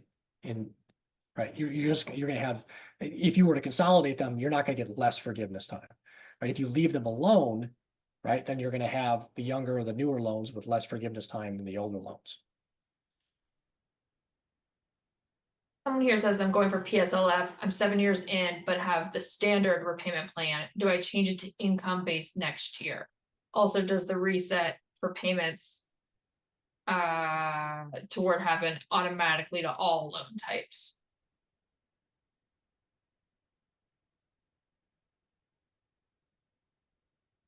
So focusing first on the PSLF one. Yeah, 7 years of PSLF, but it's standard repayment. Do I change it to income based? So it depends on what kind of standard plan we're talking about there. So if you've consolidated your loans, then the consolidated standard plan would not be eligible for public service loan forgiveness. Right, so a standard plan on unconsolidated loans is 10 years, so 10-year fixed plan. A standard plan on a consolidated loan depends on the balance that was consolidated, right? But the time frame changes the higher the balance is, all the way up to 30 years if you have more than $30,000 of consolidated loan balance, right? So technically speaking, if you're working towards a public service loan forgiveness, you don't want to be in a standard plan. Right? It's either not eligible or you won't have anything left to be forgiven. Right? You want to use an income-driven plan, right? Because it's likely going to be less than a standard plan payment, and it's going to be eligible for public service loan forgiveness. Right? If there's a lot in there that I would want to unpack. First thing I would do is grab a student aid data file and upload it into my student loans tool and look to see if you have any qualifying public service loan forgiveness time. right? If you've documented 7 years of qualifying public service loan forgiveness time, great. If you don't see any in there yet, then you may want to submit a public service loan forgiveness employment certification form, right? That's going to confirm for you whether or not you're receiving that eligible public service loan forgiveness time. And you may end up wanting to consolidate to get credit for the prior time that you might have been using the wrong repayment time or the repayment plan while working towards public service loan forgiveness. Right. Again, there's just a lot there that I want to analyze a little more closely. There's some details that are missing from that.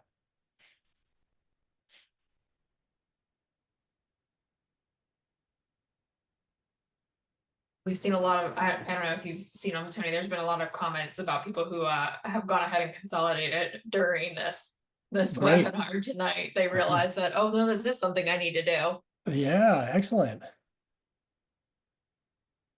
I see one in here from Eliza. You stated you stated if only listing eligible for IBR 2009, it means you have federal family education loans. I believe I paid that one off completely. Does that still affect my eligibility? Yeah, that, again, if you're only seeing IBR 2009 as your eligible income-driven repayment option, right? That means that you have FFEL loans only remaining. Right, and there's no way that you're going to be eligible for IBR 2014. Right, now you can consolidate those older FFELs and make them eligible for SAVE, right? And reassess that after you receive account adjustment. But if you're seeing, when you click on the income-driven repayment eligibility tab, and you're seeing 100% in the IBR 2009, and that's the only box that has any numbers in it, right? All of these others say 0, then you're one of those run to consolidate people, right? That's and you'll be eligible for SAVE after that, but that's it, right? And you'll receive the one-time forgiveness account adjustment.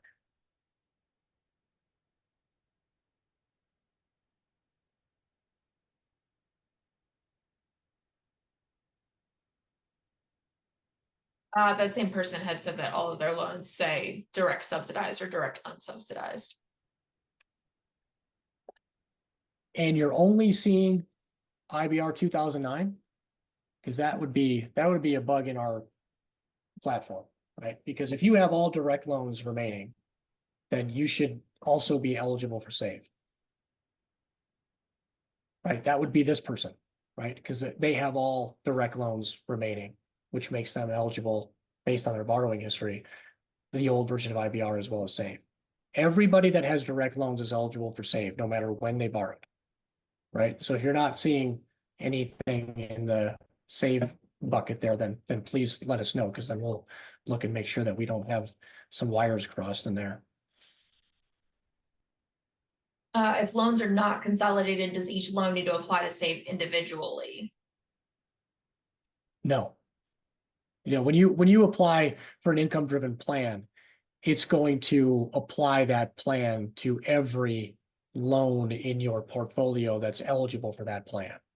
Right? If you've got direct loans and FFEL program loans and you apply for SAVE, they will put your direct loans in SAVE and they'll put the FFEL program loans in IBR 2009. But if you have all direct loans and they're not consolidated and you apply for SAVE, you only have to apply to SAVE once, and it'll apply that payment across all of those loans.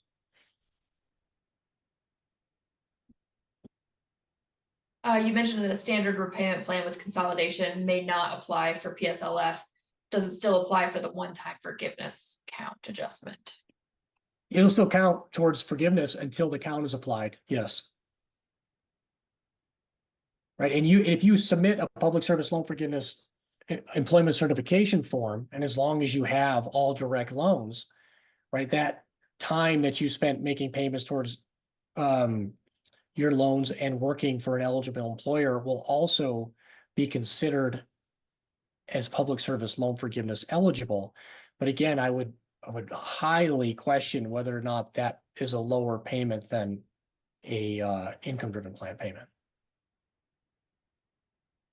When consolidating, is there a way to keep your current monthly payment for a 2004 graduates, asking them to choose between SAVE and ICR? if I choose the monthly payment is much higher, and they've also documented 7 years of PSLF. Now that one, I'm gonna, this one is really hard to follow here. The first part of that, to consolidate, can we keep the current monthly payment? No. If you consolidate, it's going to require you to reapply, right? Which is going to require you to use more current income information, right? So it sounds like you're worried about your payment going up, right? And that, yes, if you consolidate, that can happen, right? Because it's going to ask you for more recent income information. For 2004 loans, it's asking me to choose save versus ICR. Yeah, and that's probably because those are the options that you're eligible for based on your income that you entered. If I choose it, the monthly payment is much higher. I've also documented 7 years. So then you may not reach public service loan forgiveness, right? So once the count adjustment is applied,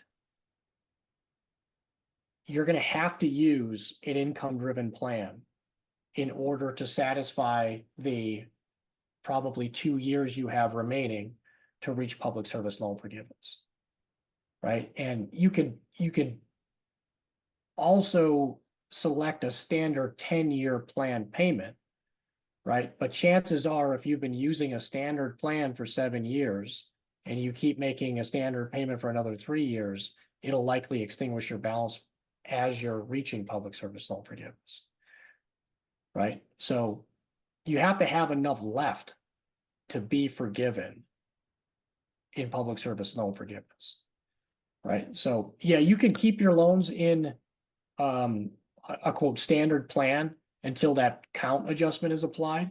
But again, once that happens, we're going to go back to the regular rules where you have to use an income-driven plan to satisfy those requirements, whether you're working towards income-driven forgiveness or public service loan forgiveness. But yeah, this would be a really good one to dive into on the message boards, because I think that will help to identify, maybe what we're missing here. To confirm, Parent Plus loans are only eligible for ICR. And if so, would it matter to try and consolidate these loans prior to the deadline so I can transfer loans to my name in the future and perhaps have them count toward that 20 to 25 years of forgiveness? So you can still consolidate them before the end of the year, and whatever repayment time they have attached to them can be boosted, right? If there's some, breaks in that borrowing, or they entered repayment, entered deferment, forbearance, right? So the same kind of messiness that happens with non-Parent Plus loans happens with Parent Plus loans, right? So there is still a case to be made to consolidate them, and you have to consolidate them in order to make them eligible for ICR, right? Only consolidated Parent Plus loans are eligible for ICR. So it may be worth consolidating them. There is no way to transfer them to your name. Right? The federal student loan system doesn't allow that, right? So those loans are always going to be tied to your parents unless they refinance them with a private loan, right? So there is no way. You can certainly assume payment of them, but what that means is that you're making the payments for your parents, right? So they would still, if they were applying for a plan like ICR, they would still have to use all of their information, right? The information is still going to live under their own social security numbers and their own, your parents' student aid account, right? There's no way that you can get those Parent Plus loans into your loan portfolio, right? That's one of the problems with the Parent Plus loans, right? So it's still probably worth consolidating them, making them eligible for ICR if that's helpful, right? For at least establishing a minimum monthly payment and possibly helping those loans to reach forgiveness, depending on what your parents' financial circumstances are, right? And if it's not likely that you're going to hit forgiveness, then you can certainly help your parents making those payments, right? But again, there's really no way for you to get those to overlap. But 2022 grant. Oh, sorry. Yeah, Parent Plus loans are a real pain in the butt, right? So they're really, really hard to manage. And there's And it's, they're really problematic because generally the veterinarian really wants to do right by their parents, and they kind of, you know, forget about their own loans, and they're hyper focused on these parent plus loans. And you really kind of have to make sure you take care of your loans first before you can, successfully manage those parent plus loans. A 2022 grad that consolidated after graduation and chose pay a Mohila. Payment has been $0 since they used their tax return as a student to document their income. If Mohila have my loans in forbearance, that means that this year has not counted for forgiveness. And they also recently switched to save to benefit from the unpaid interest subsidy. Yeah, I don't think that's true. I think that, again, any of the forbearance time that you've experienced, whether it was a pandemic forbearance time or, Mohila forbearance time, it's all going to count towards forgiveness, right? That's the count adjustment should make sure that all of that counts towards forgiveness. So I wouldn't worry about that too much. So we'll see that when it kind of plays out when the counts are applied. But based on my interpretation of how the one-time count adjustment is supposed to work, you should receive forgiveness credit for that forbearance time. I'm trying to consolidate as it will take 7 years off my forgiveness count. However, with my income and family size, the save plan is $3,000 a month and the standard graduated payment is $1,400. Should I go into a standard plan to not increase my monthly payment that is currently at $2,300 now? I would pay on a standard plan for those 7 years and then switch to save to get them forgiven. Yeah, That's Jeremy on that one, if you need to see it. I don't know that I'm following that. So what I want to know is if you've filed your taxes separately, would that make a difference, right? So if you consolidated before the end of the year, chose a standard plan to get you into early 2024 to when you might be able to file a tax return separately if the payment would be really high because of a combined income situation, then you could do that, then reapply for save when you have a separate tax return on file to maybe get a lower payment using save. And that would be initially, okay, so no. So I would say that you can do what you described. If you consolidate to see what your forgiveness count is and choose the standard plan or the standard graduated plan until the count is applied and then reassess, right? So once the count is applied, that standard plan payment will not count towards forgiveness, right? And you could do what I think you suggested, which is stay on that standard plan for a period of time, but then we kind of have to do a cost benefit analysis of whether or not it makes sense to make a lower standard payment for some period of time before switching to save when presumably your income would be lower to reach forgiveness. Like that's the part that I'm kind of struggling with here live, right? So that one would probably require some number crunching to work through to see if there's maybe a better way to execute on that. A 2003 grad with direct loans consolidated in 2004, currently on graduated repayment. It sounds like I wait for the account adjustment prior to changing anything. I would have a much larger payment with an income-based plan.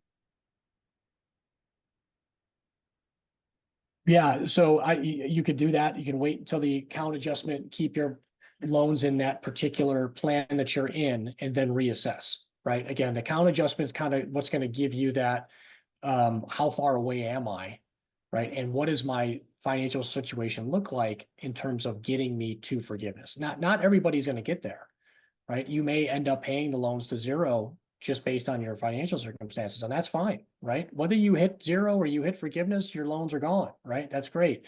But if you can hit forgiveness, that's also great, right? You should do that, right? So I think what you suggested makes a lot of sense, right? So I don't think you need to switch to an income-driven plan now because it's not going to be a lower payment than you currently have, and you don't know exactly what your forgiveness count is yet. So, kick that can down the road a little bit until you see that forgiveness count, and then you can reassess to see if an income-driven plan might help you get over that forgiveness finish line. I see another question here from Carol. Is the interest rate based on the prime rate at the time they process the application? Absolutely not. No, your interest rate is based on the interest rate it currently is, right? So the prime rates don't have any influence on your student loans unless you have a variable rate loan, in which case it's loosely based on that. But those, I highly doubt that. So I think I've seen one or two of those in the last several years out of the thousands of cases that we looked at. So it's most likely based on the fixed rate that you have now, right? So and it'll get rounded up maybe by 1/8 of 1%, right? But that's as much as it would change.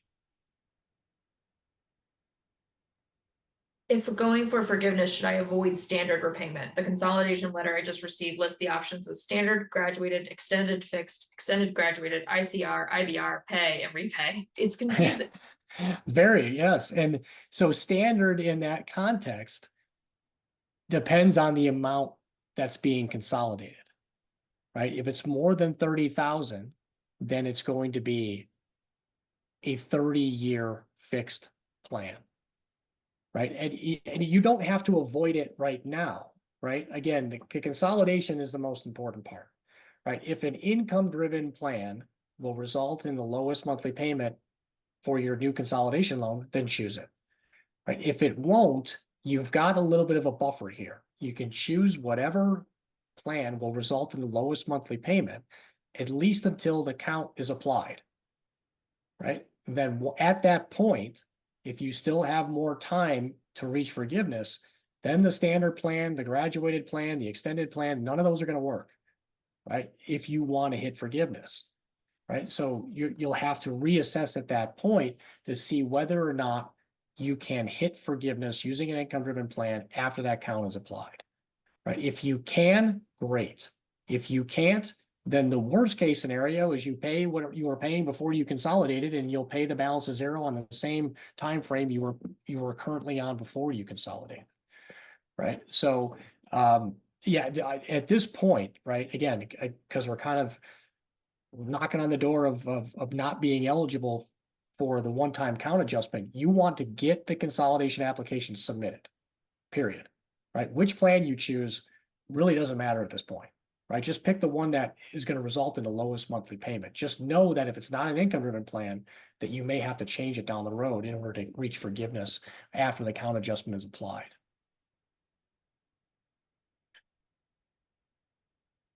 I had paid off direct loans during COVID, got a refund of those payments, but have an old FEL that is $6,000. Trying for PSLF, so do I consolidate the FEL? Also, do I need to change to income-based repayment?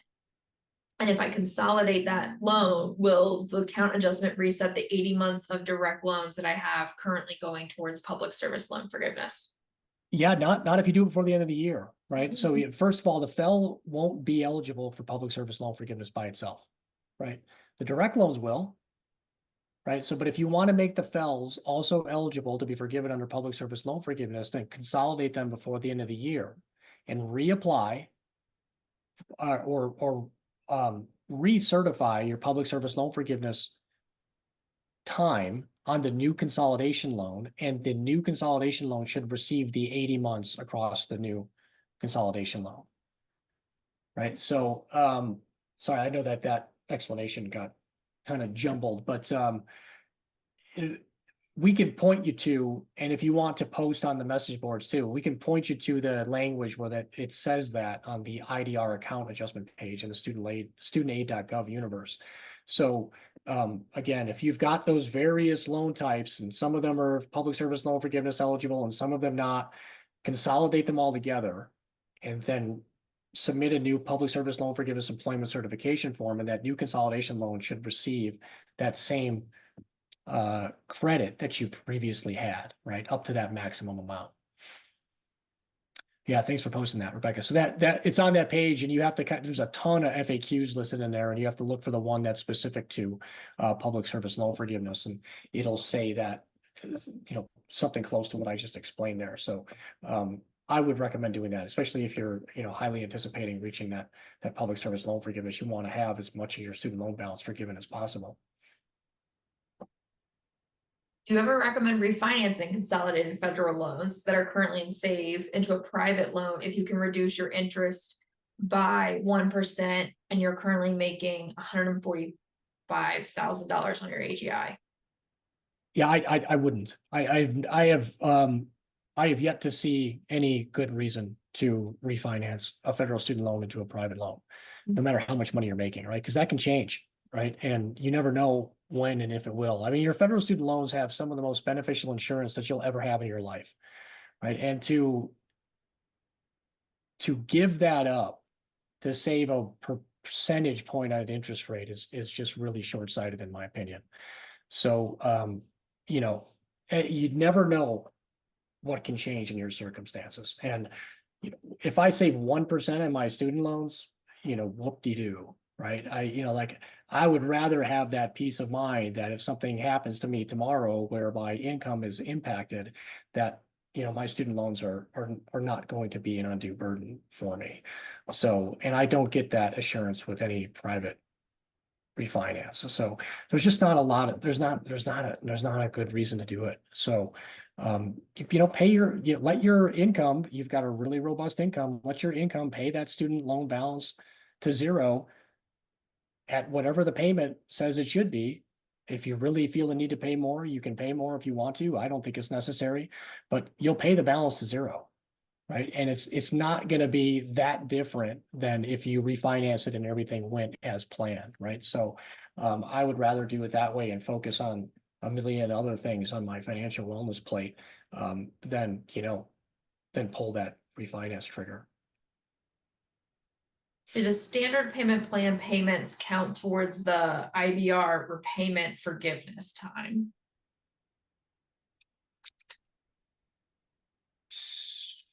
Which one is that? Jeremy, you. Do the standard payment plan payments count towards IBR repayment? Everything counts towards IBR forgiveness time right now. Any repayment counts towards, and certain deferment and forbearance, right? That's the count adjustment, right? Any repayment type counts towards or counts as forgiveness eligible, forgiveness qualifying, right? Until that count adjustment is applied.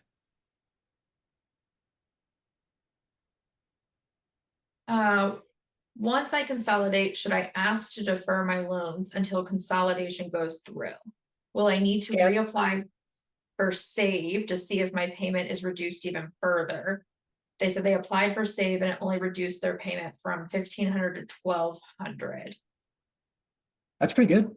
That's a good, I mean, that's worth the reduction, right? So, and you certainly can. So when you submit to have your loans consolidated, you can ask for a forbearance while that consolidation processes, right? So you can certainly do that. And if I could get a $300 a month reduction in my monthly payment, it's worth that recalculation, right? So absolutely do that. And those of us with spouses with hugely different salaries that are filing jointly for the tax benefit, the spouse is at $50,000, they're at $180,000, still benefit from SAVE without the 10% cap.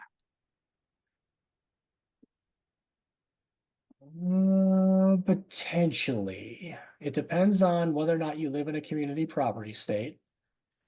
Right? If the answer to that is yes, then absolutely you can. Otherwise,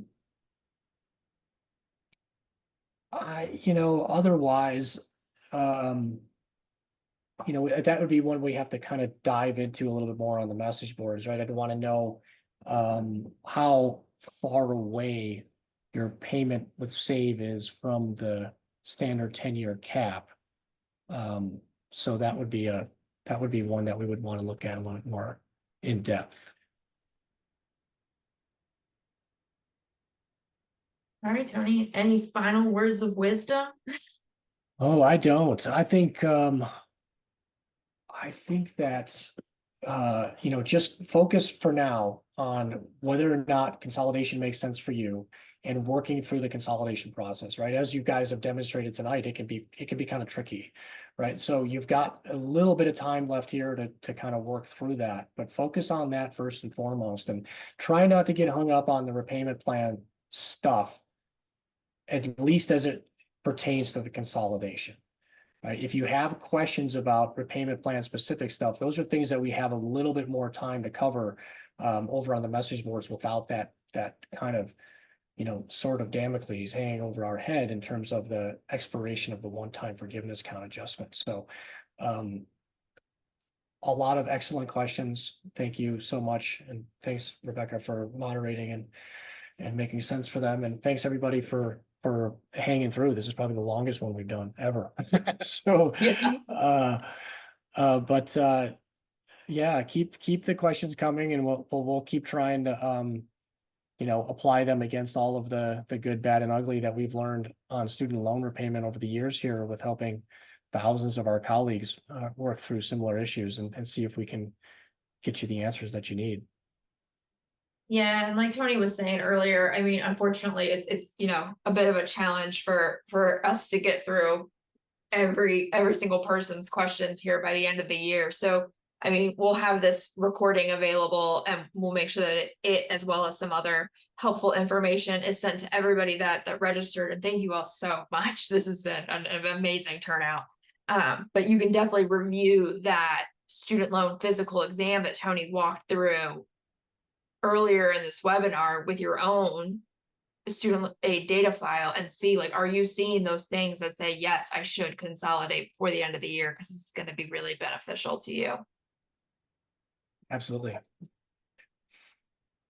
All right, everyone. Thank you so much, Tony. Fantastic. Thank you so much. We really appreciate your insane amount of knowledge and willingness to answer questions.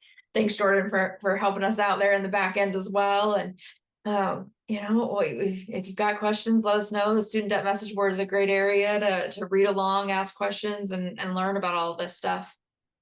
Yeah, and have a happy holiday season, everyone. So, not to add any more stress to your plate, but happens to just correspond with the end of this forgiveness count adjustment. So happy holidays, and please let us know what other questions come up or how we can help.